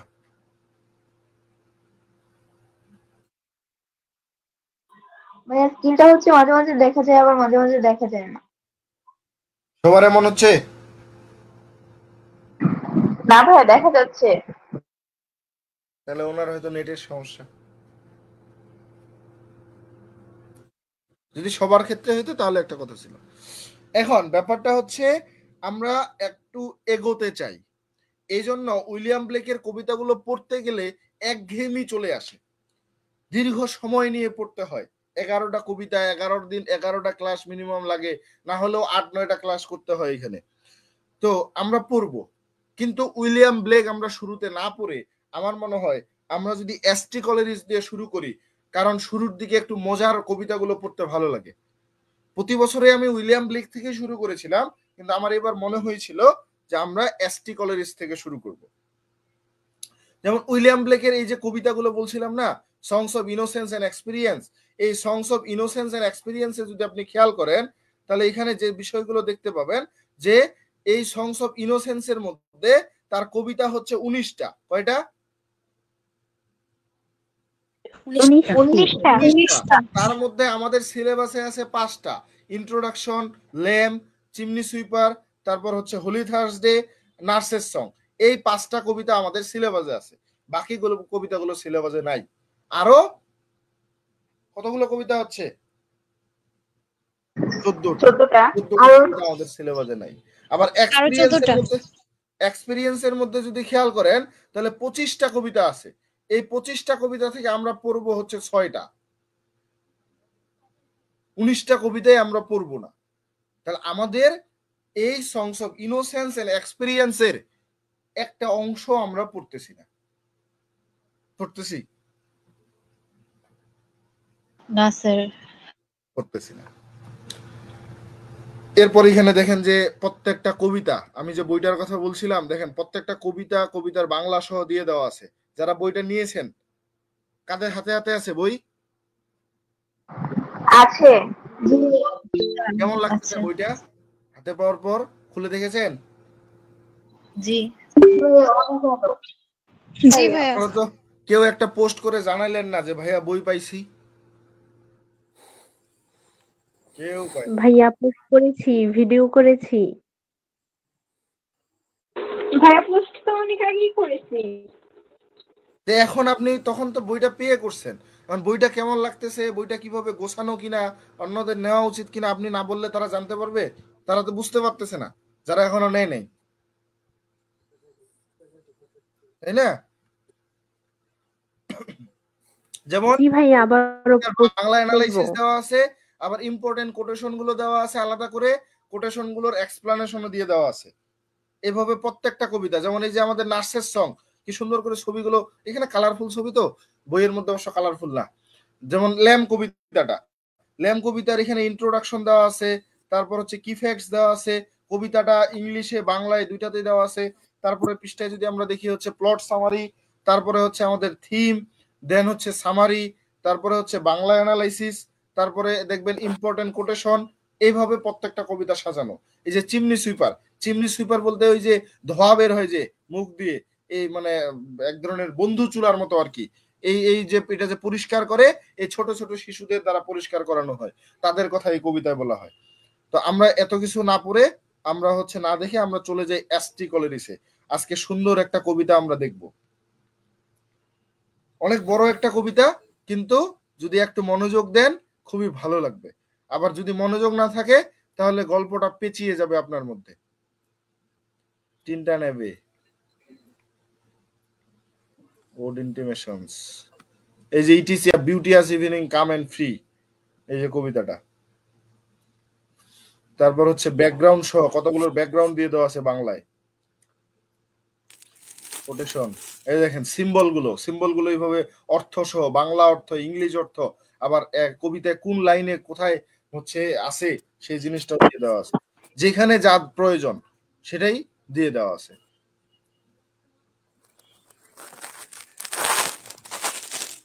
She dwelled among the unforgettables. চলে এসেছি এই যে এসটি কলেরিস। অ্যালবার্টস বইয়ে বুঝি নাই, অ্যালবার্টস বইয়ে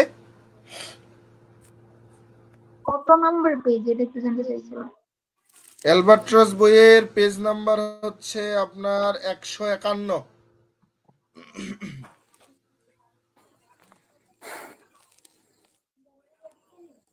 151 নম্বর পেজ বের করছেন সবাই?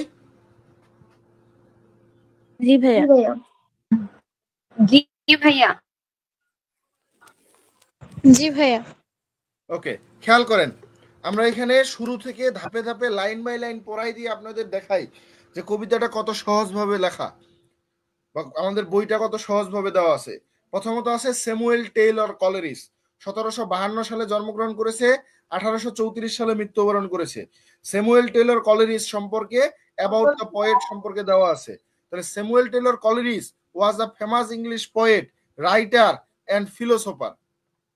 তাহলে স্যামুয়েল টেলর কলেরিজ তিনি একজন বিখ্যাত ইংরেজি কবি, একজন লেখক, একজন দার্শনিক। He was born in 1772। একটু মিউট করেন, কার যেন স্পিকার মাইক অন আছে। He was born in 1772 in England. তিনি জন্মগ্রহণ করেছিল ইংল্যান্ডে 1772 সালে। His father was a minister and Coleridge was very smart from a young age. কি বলতেছে, কেউ বাংলা অর্থটা বলতে পারবেন নাকি কঠিন লাগে? জি ভাইয়া, তার বাবা বাবা ছিলেন অনেক একজন সহজ। এবং তিনি ছোটবেলা থেকেই খুব বেশি স্মার্ট ছিল। স্মার্ট মানে কি? সুদর্শন। চৌকস বা বুদ্ধিমান। চৌকস, বুদ্ধিমান, চতুর, চালাক, যেটাই বলেন। তাহলে his father was a minister, তার বাবা একজন মন্ত্রী ছিল। And Coleridge was very smart from a young age. এই যুবক থেকে বা তরুণ বয়স থেকেই সে অনেক চতুর বা চৌকস ছিল। হি ওয়েন্ট টু কলেজ, সে যখন কলেজে যেত, মানে সে যে কলেজে যেত বা ডিড নট ফিনিশ, সে যে কলেজে যেত সেটা সে শেষ করে নাই, কলেজের পড়াশোনা শেষ করে নাই। বিকজ, কারণ কি, অব হেলথ প্রবলেম, শরীরের বা স্বাস্থ্যের সমস্যা ছিল। এন্ড পার্সোনাল ডিফিকাল্টিস, এবং ব্যক্তিগত জটিলতা ছিল। Coleridge loved reading and learning about many subject like philosophy, nature, imagination. কি বলতেছে, কলেরিজ মূলত পড়তে এবং শিখতে ভালোবাসে। কোন বিষয়ে? অ্যাবাউট মেনি সাবজেক্ট, অনেক বিষয়ে, যেমন ফিলোসফি মানে দর্শন, নেচার প্রকৃতি, ইমাজিনেশন কল্পনা নির্ভর। He was a close friend of William Wordsworth, তিনি উইলিয়াম ওয়ার্ডসওয়ার্থের খুব কাছের বন্ধু ছিল। টুগেদার, একসাথে, they start a new style of poetry called romantic poetry. তারা দুজন একসাথে মূলত পোয়েট্রির একটা নতুন ধারা নিয়ে আসে, নতুন স্টাইল নিয়ে আসে, সেটার নাম হচ্ছে romantic poetry. This style focuses on strong feelings. তাহলে এই রোমান্টিক পোয়েট্রি বৈশিষ্ট্যগুলোর মধ্যে এটা চলে আসে, strong feelings, nature and power of the imagination. এই যে এই পর্যন্ত পড়লাম, কেউ একজন বলতে পারবেন যে ভাইয়া আমি এই ওয়ার্ডটার অর্থ জানি না? পারবেন বলতে? না ভাই, ভাইয়া সহজ আছে।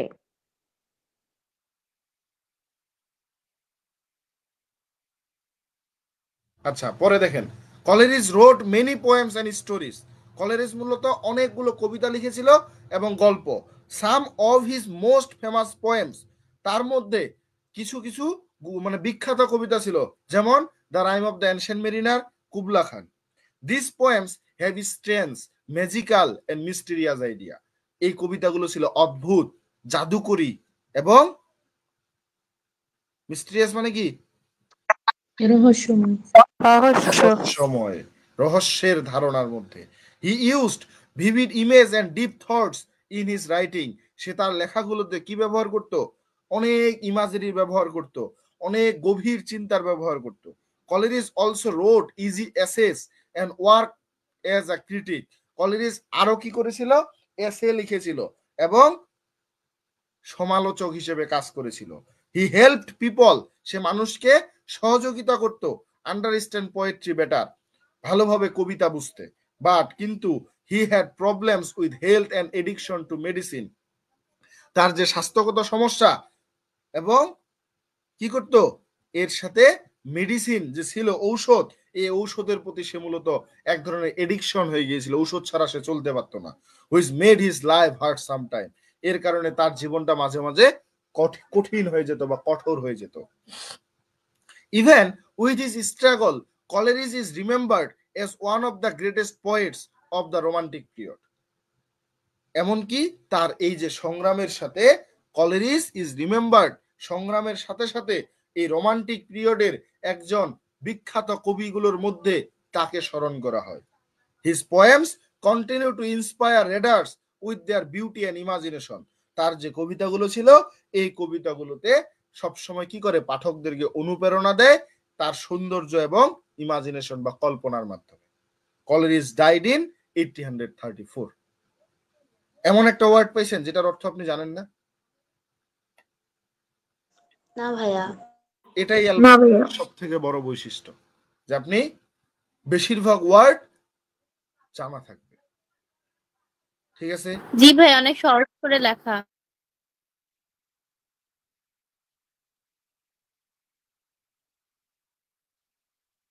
এরপরে দেখেন তার উপাধি সমূহ দেওয়া আছে শর্ট করে মনে রাখার জন্য। তাকে পয়েট অফ সুপারন্যাচারালিজম বলা হয়, অতি প্রাকৃতের কবি। তাকে আফিম ইটার অথবা এডিক্টেড টু আফিম বলা হয়। ওই যে ঔষধ নিত না বারবার, এই ঔষধটাতে যে মূলত অ্যালকোহল থাকতো, এটার কারণে আফিমের একটা ডোজ ছিল ঔষধের মধ্যে, সে আফিমের প্রতি এডিক্টেড হয়ে গিয়েছিল। তাকে ইংলিশ রোমান্টিক পোয়েট বলা হয়, লেক ডিস্ট্রিক্ট পোয়েট বলা হয়। ফার্স্ট ইয়ারে পড়েছিলেন না উইলিয়াম ওয়ার্ডসওয়ার্থ পড়ার সময়, লেক ডিস্ট্রিক্ট পোয়েট? জি ভাইয়া পড়েছিলাম ভাইয়া। কেন বলা হয় তাকে লেক ডিস্ট্রিক্ট পোয়েট?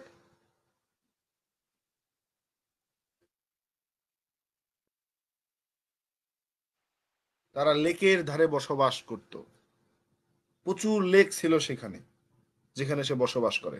এরকম বেশ কয়েকজন কবি আছে। এরপর স্যামুয়েল টেলর কলেরিজ সম্পর্কে গুরুত্বপূর্ণ তথ্য। এসটি কলেরিজ হচ্ছে রোমান্টিক যুগের অন্যতম শক্তিমান লেখক বা কবি। এসটি কলেরিজ হলো উইলিয়াম ওয়ার্ডসওয়ার্থের সহযোগী বা কোলাবোরেটর। তিনি শেক্সপিয়রের দ্য উইন্টারস টেল নাটকের অনুকরণে জাফলিয়া আ খ্রিস্টমাস টেল নাটকটি রচনা করেছেন। তার বিখ্যাত সাহিত্যকর্ম the rime of the ancient mariner, Kubla Khan, এগুলোর ব্যাখ্যা দেওয়া আছে। যেমন রাইম অফ দ্য অ্যানশিয়েন্ট মেরিনারের থিম হচ্ছে সিন অ্যান্ড রিপেন্টেন্স। তারপর এটা হচ্ছে প্রাচীন এক নাবিকের গান। এই কবিতায় অ্যালবাট্রস পাখির কথা উল্লেখ আছে, এই জন্যই বইয়ের নাম হচ্ছে অ্যালবাট্রস। ওকে? জি ভাইয়া। কুবলা খান এটা একটা অসমাপ্ত কবিতা, যেটাকে ফ্রাগমেন্ট পোয়েম বলা হয়, যেটা শেষ হয় নাই। মোগল শাসক ও চীনের সম্রাট কুবলাই খানের গ্রীষ্মকালীন প্রাসাদ, চেঙ্গিস খানের নাতি কুবলা খান, এই কুবলাই খানের গ্রীষ্মকালীন প্রাসাদ জানাডুর একটা বর্ণনা পড়ার পর সে বই পড়তেছিল, সেখানে এরকম বর্ণনা ছিল। আফিমকে ঘুমানোর পরে তিনি স্বপ্নের মধ্যে, তার স্বপ্নে কল্পনায় তিনি একটা কুবলা খানের প্রাসাদটা দেখতে পায়, এবং সেটাকে ঘুম থেকে ওঠার পরে কবিতাটা লেখে। এবং তার কবিতা লেখার মাঝখানে একজন এসে তার কবিতা লেখা, মানে একজন বাড়িতে মানুষ আসে, সে মূলত তার সাথে কথা বলে, কথা বলার পরে তার পুরো স্বপ্ন সে ভুলে যায়, আর কবিতাটা লিখতে পারে না। এই জন্য এটাকে বলা হয় একটা অসমাপ্ত কবিতা। ওকে, বুঝেছেন? জি ভাইয়া। জি ভাইয়া। তার লেখার একটা মোস্ট ইম্পর্টেন্ট পোয়েমস হচ্ছে ক্রিস্টাবেল। এই ক্রিস্টাবেল হচ্ছে লং ন্যারেটিভ ব্লাড, প্রচুর পরিমাণে চাকরির পরীক্ষা আসে এটা। Dejection and ode, fears in solitude, frost at midnight. আর তার একটা এসে আছে যেটা থার্ড ইয়ারে পাবেন, বায়োগ্রাফিয়া লিটারিয়া। এটা একটা ক্রিটিসিজম, লিটারেরি ক্রিটিসিজম। এটা থার্ড ইয়ারে একটা আলাদা কোর্স আছে, কোর্সের নামেই লিটারেরি ক্রিটিসিজম। সেই কোর্সের মধ্যে পাবেন বায়োগ্রাফিয়া লিটারিয়া। তার সম্পর্কে ধারণা হয়েছে মোটামুটি? জি ভাইয়া। জি ভাইয়া। এরপরে কি ইনফরমেশন দেওয়া আছে, কি ইনফরমেশন গুলো যদি খেয়াল করেন ওই কথাগুলোই আরো পাবেন।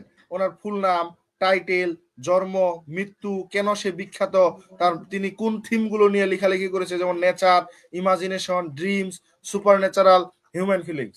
তারপর উনি কোন ধরনের স্টাইল ব্যবহার করতো, এই যে ভিভিড ইমেজ, ডিপ ইমাজিনেশন, তারপর sometime mysterious on musical ideas, এই সবগুলোকে আবার হচ্ছে যে his poems often mix reality and fantasy, মূলত বাস্তবতা এবং কল্পনার জিনিসটাকে একসাথে মিশ্রণ করত। তার স্পেশাল ওয়ার্ক কি, তারপর লাইভ স্টোরিটা কেমন ছিল, উপরে আমরা এগুলো পড়েছি। কেন মারা গিয়েছিল, সে ন্যাচারালি মারা গেছে 61 বছর বয়সে। তারপর ওনার লাইফ ডিউরেশনটা দেওয়া আছে। এরপরের পৃষ্ঠায় আমাদের মূলত হচ্ছে কবিতাটার শুরু, the rime of the ancient মেরিনারে কবিতার শুরু। তাহলে এই কবিতাটা আজকে পড়ে শেষ করি।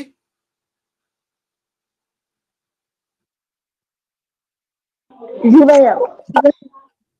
নাকি শুধু বেসিক গুলোই পড়ে জানতে চাচ্ছেন রোমান্টিক এজ সম্পর্কে আর হচ্ছে এই এসটি কলেরিজ সম্পর্কে? আপনারা যদি বলেন যে আমি সামনের দিকে আগাবো, তাহলে এই কবিতাটা শেষ করে দিতে পারি। আর যদি বলেন যে ভাই আমরা আগে এগুলোই ভালোভাবে পড়ি, কারণ মুখস্থের ব্যাপার আছে অনেক, প্রত্যেকটা বৈশিষ্ট্য মাথায় রাখতে হবে, যেটা আপনারা ভালো বুঝেন করতে পারেন। ভাইয়া কবিতাটা কতটুকু বড় হবে? কবিতা অনেক বড়। এখানে যদি খেয়াল করেন, অথচ মনে কষ্টর। এটা কবিতা পড়ে শেষ করতে পারবেন না।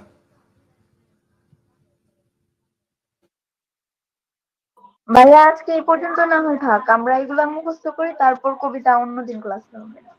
সেটা আপনাদের উপর ডিপেন্ড করবে। আপনারা যদি এগুলো পড়ে পড়ে শেষ করে একটা কবিতা শেষ করতে পারেন তাহলে আমার পড়াই দিতে সমস্যা নাই। কিন্তু আপনাদের যদি মনে হয় যে ভাই আমরা আগে এই ডিটেলস গুলো ভালোভাবে পড়ি, তারপর হচ্ছে কবিতাটা আলোচনা করব বা কবিতাটা পড়ব, জি ভাইয়া, তাহলে বেসিক গুলো পড়লে ভালো হবে আগে। এখন কি করতে যাচ্ছেন বলেন?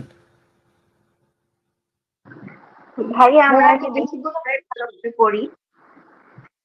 এই কবিতার ব্যাকগ্রাউন্ড দেওয়া আছে, তারপর হচ্ছে আমাদের কি ফ্যাক্টস তো দেখলেন, উপরে ব্যাকগ্রাউন্ড আছে, তারপর অনেকগুলো সিম্বল আছে।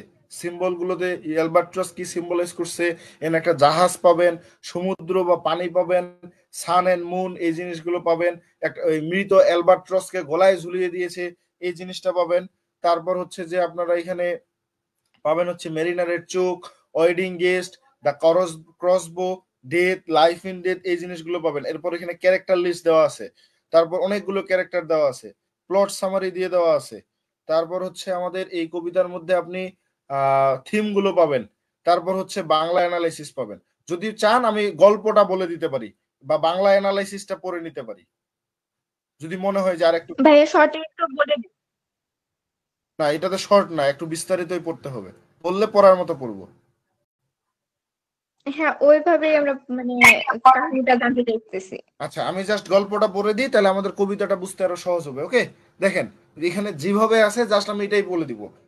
কবিতার শুরুতে আমরা দেখতে পাই একজন বৃদ্ধ নাবিক, যাকে প্রাচীন মেরিনার বলা হয়, সে একটা বিয়ের অনুষ্ঠানে যাওয়ার অতিথিকে হঠাৎ করে থামিয়ে দেয়। মনে করেন যে সে রাস্তায় দাঁড়িয়ে আছে, বিয়ের অনুষ্ঠানে যাচ্ছে একজন অতিথি, তাকে দাঁড়াতে বলল। ওই অতিথি হচ্ছিল বিয়ের কনের খুব কাছের আত্মীয়। সে খুব তাড়াতাড়ি বিয়েতে পৌঁছাতে চাইছিল, কারণ সবাই আশা শেষ করেছে আর খাবার পরিবেশন শুরু হতে চলেছে। তো খাবার দেখলে কারো মন আটকে থাকে বলেন? থাকবে না। কিন্তু মেরিনার তার হাড়ি মানে মিষ্টির হাড়ি ছিল হাতে, হাত দিয়ে ওই অতিথিকে আটকিয়ে জোর করে তার জীবনের এক ভয়ঙ্কর গল্প শোনাতে শুরু করে। মেরিনারের কথা শুরু হয় একটা সাধারণ বাক্য দিয়ে, দেয়ার ওয়াজ আ শিপ, একটা জাহাজ ছিল। এই শুরু শুনে বিয়ের অতিথি রেগে গেল। সে মনে করে এই পাগল বৃদ্ধের কথা শুনে তার সময় নষ্ট হচ্ছে। কিন্তু যখন সে গল্পটা বলতেছিল, এই মেরিনারের যে চোখগুলো, এই চোখগুলো গ্লিটারিং আই বলতেছে, জল জলে মানে চকচক করতেছে, জল জল করতেছে। এই জল জলে চোখের মায়ায় সে আটকে পড়ে। সে তার চাওয়া অস্বীকার করতে পারে না। সে গল্প শোনাতে চাচ্ছে, এটাকে অস্বীকার করতেও পারতেছে না। অবশেষে ওই অতিথি এক পাথরের মধ্যে বসে পড়ে, ঠিক যেন 3 বছরের শিশুর মতো মুগ্ধ হয়ে সে মেরিনারের গল্প শোনার জন্য স্থির হয়ে যায়। মেরিনার তার কথা চালিয়ে যায়। তাদের জাহাজ আনন্দ উল্লাসে বন্দর থেকে যাত্রা শুরু করেছিল। শহরের গির্জা, পাহাড় আর লাইট হাউস বা এই যে ছোট ছোট বাতি ঘরগুলো যা সমুদ্রে থাকে, এগুলোকে পেছনে ফেলে তারা সমুদ্রের গভীরে এগিয়ে চলছিল। শহরের মানুষগুলো তাদের আনন্দের সঙ্গে বিদায় জানিয়েছিল। প্রতিদিন সূর্য বা সমুদ্রের বা পাশে উঠে এবং ডান পাশে অস্ত যায়, অর্থাৎ তারা দক্ষিণ অভিমুখে যাত্রা করছিল। এদিকে বিয়ের অনুষ্ঠান চলছে, সঙ্গীত বাজছে, কিন্তু ওই অতিথির মন অস্থির হয়ে আছে। সে চাইছে এই গল্পটা শেষ হোক, কিন্তু জোর করে শুনতে হচ্ছে। সে চাচ্ছে গল্পটা মানে দ্রুত শেষ হোক, কিন্তু দ্রুত শেষ হচ্ছে না, তাকে জোর করে শুনতে হচ্ছে। হঠাৎ সেবার বলে, হঠাৎ এক ভয়ঙ্কর ঝড় আসলো সমুদ্রের যখন তারা যাত্রা করতেছিল। ঝড় এতই শক্তিশালী ছিল যে তাদের জাহাজকে দক্ষিণ মেরুর দিকে ঠেলে নিয়ে যায়। ঝড়ের পর চারপাশে কুয়াশা এবং তুষার জমে যায় এবং পরিবেশ একেবারে বরফের স্তূপে ঢেকে যায়। বিশাল বরফের টুকরা, এত বড় যে মাস্তুলের উচ্চতায় পৌঁছে গেছে। মাস্তুল বলতে জাহাজের মধ্যে যে উচ্চতাগুলো থাকে, মাস্তুল। চারপাশের কোনো প্রাণী দেখা যাচ্ছে না, শুধু বরফ আর বরফ। বরফ ফাটার ভয়ানক গর্জন কানে বাজতেছে। এক সময় কুয়াশার ভিতর থেকে একটা বিশাল অ্যালবাট্রস পাখি উড়ে আসলো। এই পাখি নাবিকদের কাছে শুভ সংকেত মনে হলো। তারা ঈশ্বরের নামে পাখিটাকে অভিবাদন বা স্বাগতম জানাইলো। অ্যালবাট্রস জাহাজের চারপাশে ঘুরতেছে, তাদের খাবার খাচ্ছে, তাদের জন্য পথ খুলে দিল। হঠাৎ করে বরফ ফেটে গেল, যে বরফে আটকে গেছে জাহাজটা, জাহাজ নিরাপদে আবার এগিয়ে যেতে শুরু করলো।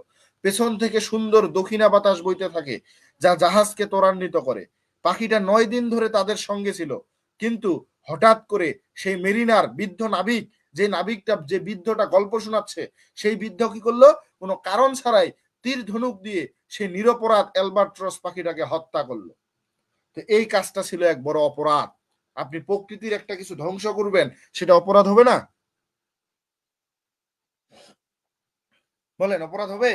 জি ভাইয়া। তো সবাই জি ভাইয়া। যে নাবিকরা ছিল, এই জাহাজের মধ্যে 200 জন নাবিক ছিল, আরো এই বৃদ্ধ নাবিক বাদ দিয়ে আরো 200 জন নাবিক ছিল। সেই নাবিকরা হতবাক হয়ে গেল, কারণ এই পাখিটা আসার কারণেই তাদের মঙ্গল এসেছে। তাদের সমুদ্র এই বরফের মধ্যে আটকা পড়া থেকে তারা যেতে শুরু করছে। তো মেরিনার এই অপরাধে ঈশ্বরের রোষ তার উপর পড়ার একটা আশঙ্কা ছিল, যে তুমি যে নিরপরাধ পাখিটাকে মারলে, এটার জন্য তোমার শাস্তি পেতে হবে। এখন কি রকম শাস্তি পাওয়ার কথা বললো, যদি খেয়াল করেন, শাস্তি শুরু হলো এবং জাহাজের একটা অনিশ্চয় যাত্রা শুরু হলো। সূর্য এখন ধীরে ধীরে জাহাজের ডান দিকে উঠছিল। আগে কিন্তু বাঁ দিকে উঠে ডান দিকে গেছে, এবার ডান দিকে উঠতেছিল, আর বাম দিকে অস্ত যাওয়ার সময়, অর্থাৎ তারা এখন উত্তরের দিকে এগোচ্ছিল। পিছন থেকে এখনো সুন্দর ও মৃদু দক্ষিণা বাতাস বইছিল, কিন্তু সে অ্যালবাট্রস পাখি আর কখনো ফিরে আসে নাই। তাকে তো হত্যা করে ফেলছে, তার প্রজাতিরা, তার যে সঙ্গী সাথীরা আর কেউ আসে নাই। নাবিকেরা তার ডাক দিলেও দূরে দেখতেছে, ডাকতেছে, তারা আর সাড়া দিচ্ছে না। এখন মেরিনার বুঝতে পারলো যে সে একটা বড় ভুল করেছিল। সে যে অ্যালবাট্রসকে হত্যা করেছিল, সেটি তাদের জন্য সৌভাগ্যের প্রতীক ছিল। পাখিটাই ছিল তাদের যাত্রার আশীর্বাদ। মেরিনারের কাজকে দেখে সবাই দোষ, মানে মেরিনার যে কাজটা করছে, এটা দেখে সবাই তাকেই দোষ দিচ্ছে।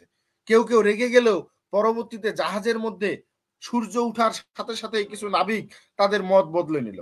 কিছুক্ষণ পর সূর্য উঠে গেল, তারা ভাবতেছে না, আসলে এটা সমস্যা ছিল না, পাখিটা আসলেই খারাপ ছিল, কারণ পাখিটা আসাতে আমাদের খাবার খেয়ে ফেলতেছে, মানে যেদিকে সেদিকে উড়ে বেড়াচ্ছে।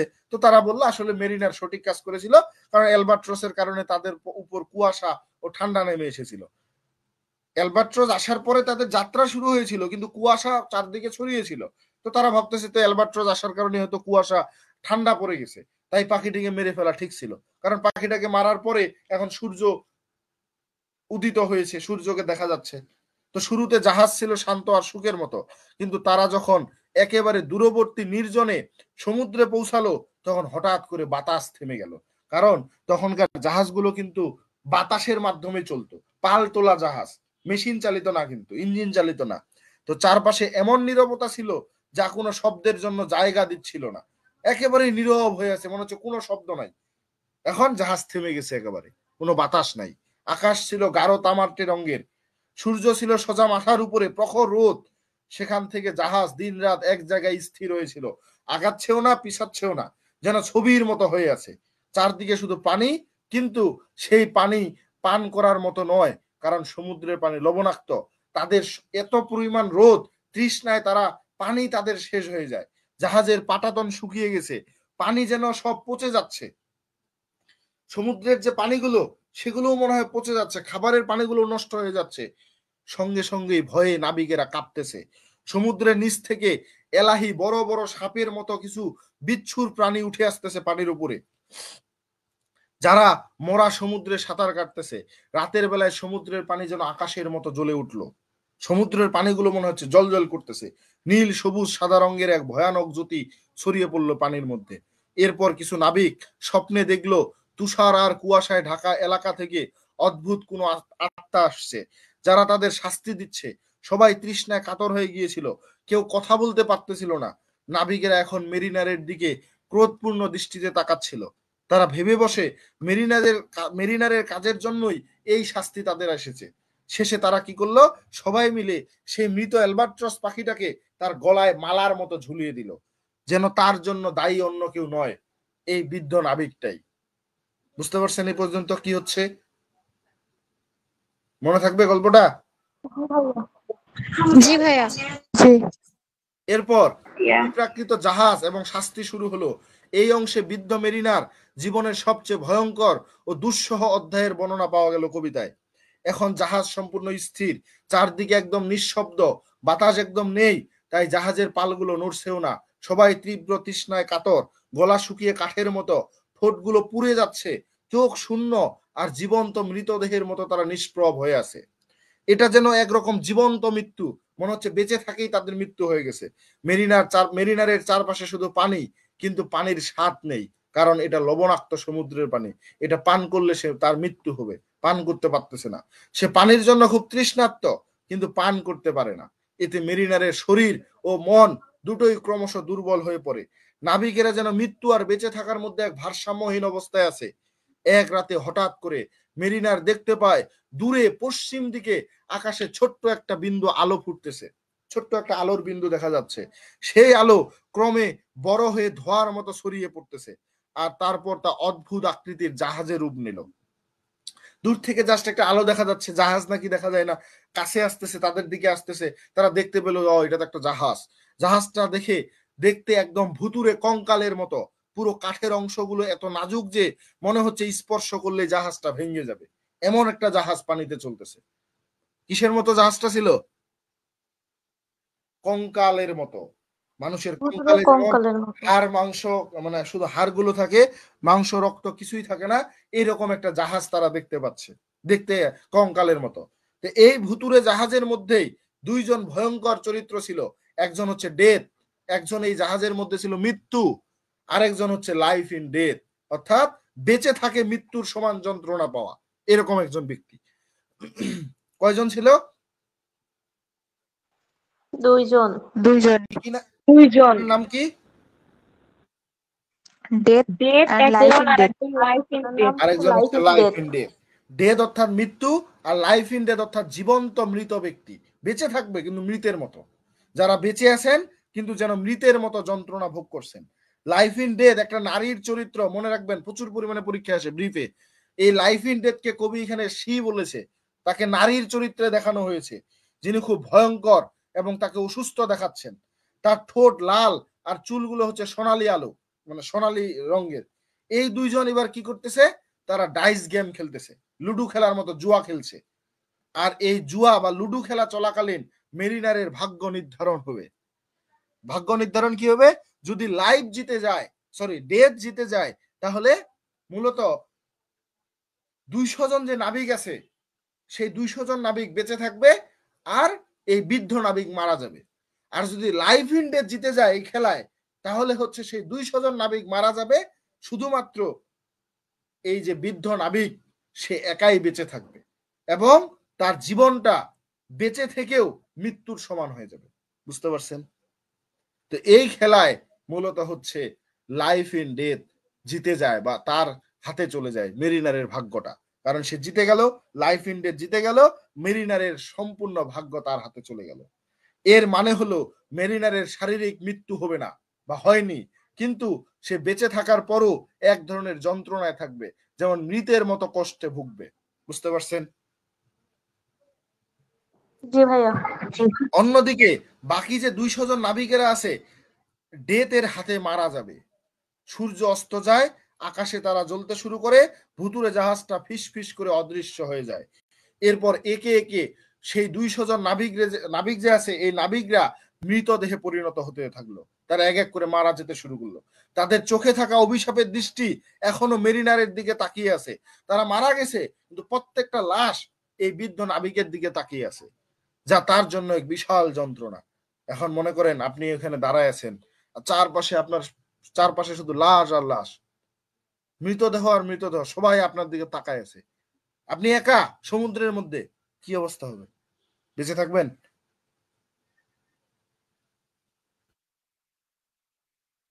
খুবই ভয়ানক একটা পরিস্থিতি।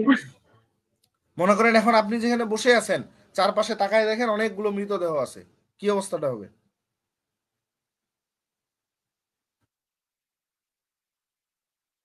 ভাইয়া ভয় পাচ্ছি। মরার মতো। এই যে বেঁচে থেকেও মৃত্যুর কষ্ট পাওয়া, এই মোট 200 জন নাবিক মারা যায়, তাদের আত্মারা শরীর থেকে বের হয়ে দ্রুত উড়ে চলে যাচ্ছে, সেটাও সে দেখতে পাচ্ছে যে আত্মারা উড়ে চলে যাচ্ছে। এখানে কবি প্রকৃতি তার প্রতিশোধ নিচ্ছে। অতিপ্রাকৃত শক্তির ভয় পাচ্ছে সে, পাপের ফলাফল, মৃত্যুর নিষ্ঠুরতা, খুব স্পষ্ট ভাষায় ফুটিয়ে তুলেছেন কবি। মেরিনারের জন্য এই সময়টা ছিল এক কঠিন শাস্তির সময়। এবার হচ্ছে অভিশপ্ত নাবিক ও আত্মার যন্ত্রণার শুরু হলো। এই অংশে দেখা যায় বিয়ের অতিথি বৃদ্ধ মেরিনারকে দেখে খুব ভয় পাচ্ছে, তাকে দেখতে ভয়ঙ্কর হয়ে গেছে। এই গল্প বলতে বলতে সে মেরিনারের গায়ের রং বাদামি হয়ে গেছে, চেহারা তার শরীরটা একেবারে কঙ্কালের মতো শুকনো হয়ে গেছে, এতটাই শুকায় গেছে সে। আর সবচেয়ে ভয়ঙ্কর ব্যাপার, তার চোখগুলো এই ভূতের মতো জলজল করতেছে। রাতের বেলা যদি লাইট মারেন আর রাস্তার মধ্যে যদি কুকুর বিড়াল থাকে, তাদের চোখগুলো জলজল করে না? জি জি ভাইয়া। ঠিক এরকম জলজল করতেছে। অতিথি বলে, আই ফেয়ার দি এন্ড দাই গ্লিটারিং আই এন্ড দাই স্কিনি হার্ট সো ব্রাউন। অর্থাৎ সে মেরিনারের ভয়ঙ্কর দৃষ্টির কারণে ভয় পেয়েছে, সেই অতিথি ভয় পেয়েছে। কিন্তু মেরিনার তাকে আশ্বস্ত করে বলে, ভয় পেও না, আমি মরি নাই, আমি জীবিত আছি। মানে ভয় ভাবতেছে যে আমাকে যে গল্প শোনাচ্ছে এও মনে হয় মৃত, এ মনে হয় ভূত, এ আসে আমার গল্প শোনাচ্ছে। বুঝতে পারছেন? তো সে বলতেছে, ভয় পেও না, আমি মরিনি, আমি জীবিত। তারপর সে শুরু করে তার একাকিত্বের কষ্টের গল্প। সবাই মারা গেল, সে একাই বেঁচে আছে। সে বলল, সমুদ্রে একা ভাসছিল, চারদিকে শুধু জল আর মৃত নাবিকের দেহ, এমনকি কোনো সাধু বা পূর্ণবান লোকও তার জন্য দয়া দেখায় নাই। সে এক জীবন্ত মৃতের মতো বেঁচে আছে। মেরিনারের চারপাশে তখন ছিল হাজার হাজার মৃতদেহ। সেই সব মৃতদেহ যেন মৃতের অভিশাপ বহন করে, তাদের চোখ ছিল যেন ঘৃণায় ভর্তি, আর তারা মেরিনারের দিকে ধিক্কার দৃষ্টিতে তাকাচ্ছিল। তাছাড়া সমুদ্রে ছিল বহু রকম বিষাক্ত সাপ, অন্যান্য বিচূর্য প্রাণী। কিন্তু হঠাৎ করেই, এতদিন কিন্তু মেরিনার হাত তুলে প্রার্থনা পর্যন্ত করতে পারে নাই যে আমার ভুল হয়েছে, আমাকে ক্ষমা করে দেন, এই কথাটুকু বলার মতো তার শক্তি ছিল না, প্রার্থনা করতে পারে নাই। কিন্তু এই যে চারদিকে সাপ বিচ্ছু এসব দেখতেছে, তো হঠাৎ করে মেরিনারের হৃদয়ে সেই সাপ এবং এই বিচ্ছু প্রাণীদের জন্য একটা অদ্ভুত ভালোবাসা জন্ম নিল, যে তারা কতই সুন্দর, তারা কত সুন্দরভাবে বেঁচে আছে। তো সে তাদের সৌন্দর্য উপলব্ধি করতে শুরু করলো। সে বলে, O happy living things, no tongue their beauty might declare. অর্থাৎ, ও সুখী জীবন্ত প্রাণীরা, তোমাদের সৌন্দর্য কোনো ভাষায় প্রকাশ করা সম্ভব নয়। এমন ভালোবাসার অনুভূতির কারণে তার পাপ মুক্তির প্রথম ধাপ শুরু হলো।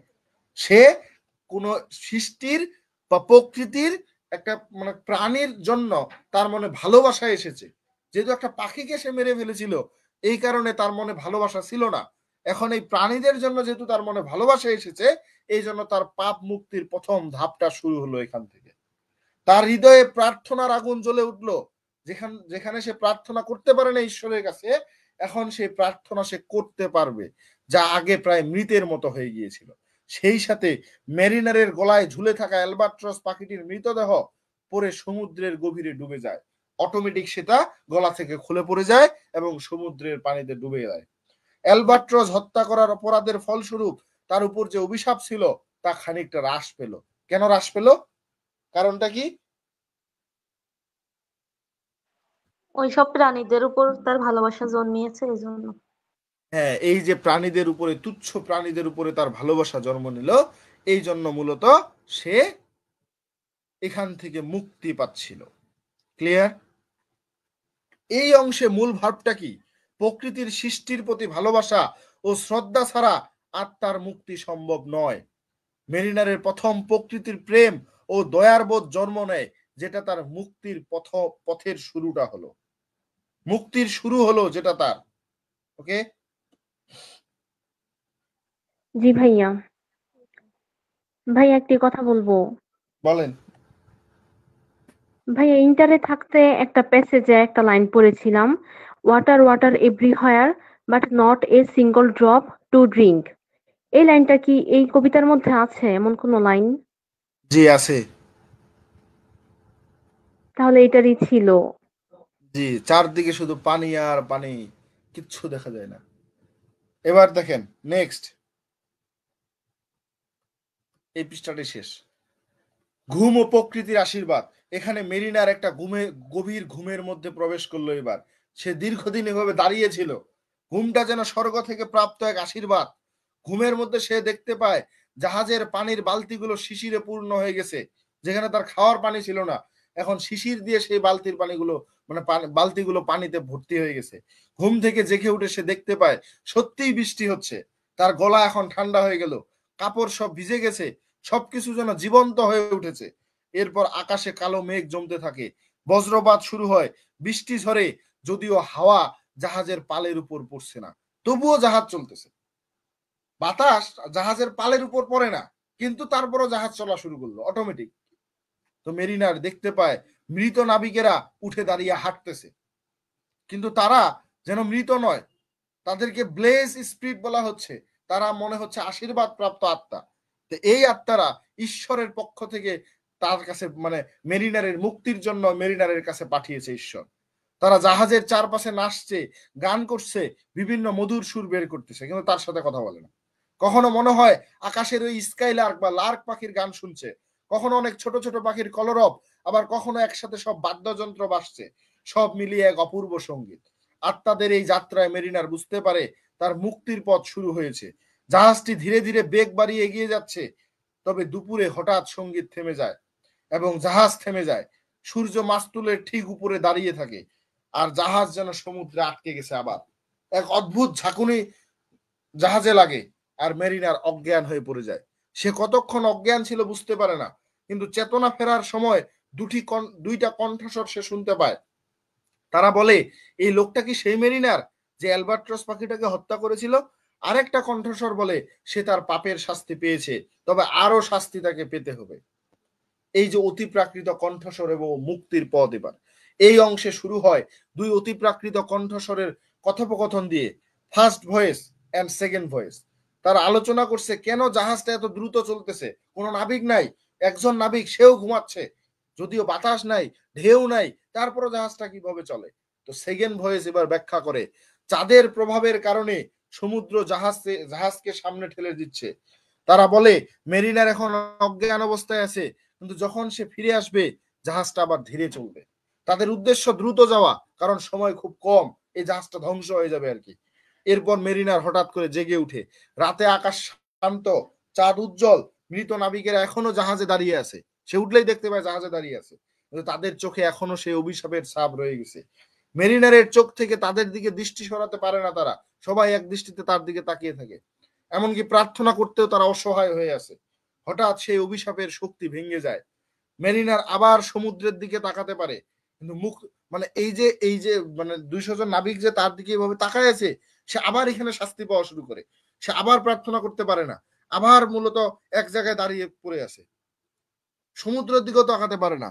কিন্তু হঠাৎ করে সে তাকাতে পারতেছে। মুক্তির আনন্দের মাঝে মনে হয় যেন পেছনে কোনো ভয়ঙ্কর দানব তার পিছু নিচ্ছে। সে পেছনে ফিরেও তাকায় না ভয়ে। এক অদ্ভুত হাওয়া তাকে স্পর্শ করে। হাওয়াটার কোনো শব্দ নেই, ঢেউ তোলে না, কিন্তু তার গালে বসন্তের মতো ঠান্ডা অনুভূতি দেয়। এটি মেরিনারের জন্য স্বাগত জ্ঞাপন। জাহাজ দ্রুত ও শান্তভাবে চলতে থাকে। মেরিনার দূর থেকে দেখে পাহাড়, গির্জা ও সেই বাতিঘর যা তার নিজ দেশের দৃশ্য। সেই ঈশ্বরকে ডেকে বলে, আমাকে জাগিয়ে দাও যদি এটা স্বপ্ন না হয়, যে আমি এইসব দেখতে পাচ্ছি, আমি আমার দেশের কাছে এসেছি। বা যদি এটা স্বপ্নই হয়, সে চায় সারা জীবন এই স্বপ্ন দেখতে। জাহাজ যখন বন্দরে পৌঁছায়, সবকিছু যেন আলোকিত, নিস্তব্ধ হয়ে আছে। একটা শান্ত মায়াজাল তৈরি হয় এখানে। এরপর মেরিনার দেখে প্রতিটা মৃত নাবিকের উপরে একটা আলোকোজ্জ্বল মানব সদৃশ সত্তা দাঁড়িয়ে আছে, যেটাকে সিরাপ বা স্বর্গীয় আত্মা বলছে। তারা শব্দ না করলেও মেরিনারের কাছে তাদের নীরবতা মধুর সঙ্গীতের মতো মনে হয়। অবশেষে 3টা ক্যারেক্টারকে দেখতে পাবো এখানে, পাইলট, পাইলটস বয় আর হারমিট। পাইলট হচ্ছে একটা নৌকার মাঝি, পাইলটস বয় তার সন্তান, হারমিট হচ্ছে একজন সাধু। এই নামে এই 3জন হারমিট নামে সাধু ব্যক্তি নৌকায় এসে মানে নৌকায় করে মেরিনারের কাছে পৌঁছায়। হারমিট প্রার্থনা করে ঈশ্বরের কাছে, মেরিনারের কাছে ক্ষমা চায়। হারমিট মেরিনারের হয়ে ঈশ্বরের কাছে প্রার্থনা করে। শেষ অংশে মেরিনার এবং হারমিটের কথা বলা হয়। হারমিট সমুদ্রের ধারে একান্ত বাস করেন, শান্ত ও ধর্মভীরু মানুষ। তিনিও প্রকৃতির প্রতি গভীর শ্রদ্ধাশীল। নৌকাটি মেরিনারের জাহাজের কাছে আসলে বা কাছে পৌঁছালে তারা জাহাজের ভেঙে যাওয়া বা ভঙ্গুর অবস্থা দেখে ভয় পায়, যে এই জাহাজ কেমনে চলতেছে। হারমিট ভয়ের বিরুদ্ধে এগিয়ে যেতে নির্দেশ দেন। নৌকাটি জাহাজের নিচে পৌঁছানোর সাথে সাথে সমুদ্র আকাশ যেন কাঁপতে শুরু করে। মেরিনারের জাহাজটা ডুবে যায়। সে অজ্ঞান হয়ে যায়, কিন্তু পরে নিজেকে পাইলটের নৌকায় আবিষ্কার করে। পাইলট ভয় পেয়ে চিৎকার করে অজ্ঞান হয়ে যায় তাকে জীবিত দেখে। হারমিট প্রার্থনা করে, পাইলটস বয় পাগলের মতো হাসে, বলে শয়তানও আজকাল জাহাজ চালায়। মানে এই জাহাজটা এমনি এমনি চলতেছিল, কেউ ছিল না এখানে, শুধুমাত্র সে অজ্ঞান হয়েছিল, এরকম একটা অবস্থা। এই জন্য বলতেছি যে শয়তানও আজকাল জাহাজ চালায়। তাহলে জাহাজটা চলতেছিল কেমনে? মেরিনার অবশেষে নিজ দেশে ফিরে যায়, বা তার নিজ দেশটাকে সে ফিরে পাইল। হারমিট তার কপালে ক্রুশটা, এই যে খ্রিস্টানদের যে ক্রুশ, সে ক্রুশ স্পর্শ করে, জিজ্ঞেস করে সে কি ধরনের মানুষ। মেরিনার তার কষ্টে বিক্ষিপ্ত হয়ে পড়ে, সে তার গল্প শোনাতে শুরু করে। গল্প শোনানোর পর মেরিনার হালকা বোধ করে, তবে সে জানে তার অন্তর তখনও আগুনের মতো জ্বলছে। যতক্ষণ না সে তার ভয়ঙ্কর গল্প কাউকে শোনায়, ততক্ষণ পর্যন্ত তার এই জ্বলন বা এই জ্বলাটা থামে না। তারপর সে পৃথিবী ঘুরতে শুরু করে। সে রাত্রির ছায়ার মতো নিঃশব্দে চলে, আর যার মুখে তার গল্প শোনার ইচ্ছা দেখে তাদেরকে সে গল্প বলে। শেষে মেরিনার বিয়ের অতিথিকে বিদায় জানায় এই কথাগুলো বলে, farewell farewell, but this I tell to the thou wedding guest, he prayed oil who loved oil, both man and bird and beast, he prayed best who loved best, all things both great and small, for the dear God who loved us, he made and loved all. এই লাইনটা এবার এক্সপ্লানেশনে এসেছে final পরীক্ষায়। তো এই লাইনগুলো হলো পুরো কবিতার নৈতিক শিক্ষা। সত্যিকারের প্রার্থনা আসে সেই হৃদয় থেকে, যেখানে সব সৃষ্টি, মানুষ, পশু পাখি, ছোট বড় সবকিছুর প্রতি ভালোবাসা থাকে। ঈশ্বর যেহেতু সৃষ্টিকর্তা, তাকে সম্মান জানানো হয় সবকিছুকে ভালোবাসার মাধ্যমে। বিয়ের অতিথি সেই মুহূর্তে বুঝতে পারে তার জীবনের শিক্ষা আর মেরিনারের গল্প তার জীবনে গভীর ছাপ ফেলেছে। অর্থাৎ তা এই মেরিনারের মুক্তি হবে এইভাবে মানুষকে প্রকৃতির প্রতি ভালোবাসার গল্প শোনাতে শোনাতে, এভাবেই তার মুক্তি হবে। বুঝতে পেরেছেন কবিতাটা? জি ভাইয়া। এখন একবারে এটা মনে থাকবে না, এটা এখন আপনাদের পড়তে হবে। তারপর আমরা নেক্সট ক্লাসে মূলত হচ্ছে আবার এই কবিতাটার শুরু থেকে সবকিছু পড়বো। ওকে, কেমন লাগলো? আর এই কবিতা থেকেই এই অ্যালবাট্রাস পাখির নামটাতেই আমাদের বইয়ের নামকরণ করা হয়েছে। এই অ্যালবাট্রাস হচ্ছে শুভ সংকেতের প্রতীক। যদি আপনি এটাকে গ্রহণ না করেন বা গ্রহণ করার পরে ফেলে রাখেন, না পড়াশোনা করেন, তাহলে আপনার কপালে এমন কিছু থাকতে পারে। কারণ বইয়ের উপরেই একটা অ্যালবাট্রাস পাখি আপনার দিকে উড়ে আসতেছে, দেখেন। বুঝেছেন? জি ভাইয়া। তো আমাদের হাতে আর মূলত মনে হয় 60-70টা বই আছে। এরপরে আর সেকেন্ডারি বই এই বই আসবে না, কারণ আপনাদের ব্যাচের পরে এই অ্যালবাট্রাস বই চলবে না। কেন? কারণ হচ্ছে তাদের সিলেবাস আলাদা হবে। আপনারাই এমন একটা ব্যাচ, আপনাদের জুনিয়রদের, আপনাদের পিছনে সিলেবাস আলাদা। আপনারা একটা সাবজেক্ট ইমপ্রুভে পড়লে সেই সাবজেক্টটা যে কেমনে পরীক্ষা হবে আমি এখনো জানি না, কারণ এটা জাতীয় বিশ্ববিদ্যালয় এখনো জানাই নাই। নতুন সিলেবাসে পরীক্ষা হবে নাকি আপনাদের সিলেবাসেই পরীক্ষা হবে নাকি আলাদা করে আপনাদের পরীক্ষা নেবে, জাতীয় বিশ্ববিদ্যালয় বলেনি। এই জন্য এমন ভাবে পড়াশোনা করেন যাতে ইমপ্রুভ দিতে না হয়, নাহলে জীবনটা তেজপাতা হয়ে যাবে। যদি আলাদা করে পরীক্ষা দিতে হয়, কবে পরীক্ষার নোটিশ আসবে, কবে পরীক্ষা হবে, আপনারা কয়েকজন মাত্র পরীক্ষা দিবেন, এটা একটা এমনও হতে পারে যে সব জায়গায় সেন্টার থাকবে না, অনেক দূরে গিয়ে আপনাকে পরীক্ষা দিতে হবে। ভেজাল না? আবার এমনও বললো যে পুরাতন সিলেবাস বাদ, যারা ইমপ্রুভ দিতে চায় নতুন সিলেবাস ইমপ্রুভ দিতে হবে। তখন আবার নতুন সিলেবাস সম্পূর্ণ পড়তে হবে ইমপ্রুভ দিতে গেলে। ইমপ্রুভটা বাদ দিলাম, ফেল করলে কি হবে? যদি সম্পূর্ণ নতুন সিলেবাস পড়তে হয়, 1 বছর পড়লেন আপনি একরকম, পরে গিয়ে পড়তে হবে আরেক রকম, তাই না? বুঝেছেন আমার কথা? জি ভাইয়া। জি ভাইয়া। তো এখন আমি আপনাদের এই নোটটা দিয়ে দিব। আপনাদেরকে আমি হচ্ছে শুরুর দিকের ওই যে রোমান্টিক এজের ব্যাপারটা ওইটা দিব। তারপর হচ্ছে আপনাদেরকে দিব হচ্ছে এসটি কলেজের থেকে এই পুরো কবিতার নোটটা দিয়ে দিব। ক্লিয়ার? ভাইয়া। জি ভাইয়া। ঠিক ঠিক আছে, ভালো থাকবেন সবাই। আজকে রোমান্টিক পোয়েট্রির প্রথম ক্লাস ছিল, জানি না আপনাদের কেমন লাগছে। যদি ভালো লেগে থাকে তাহলে ছোট্ট করে একটা করে রিভিউ পোস্ট করতে পারেন।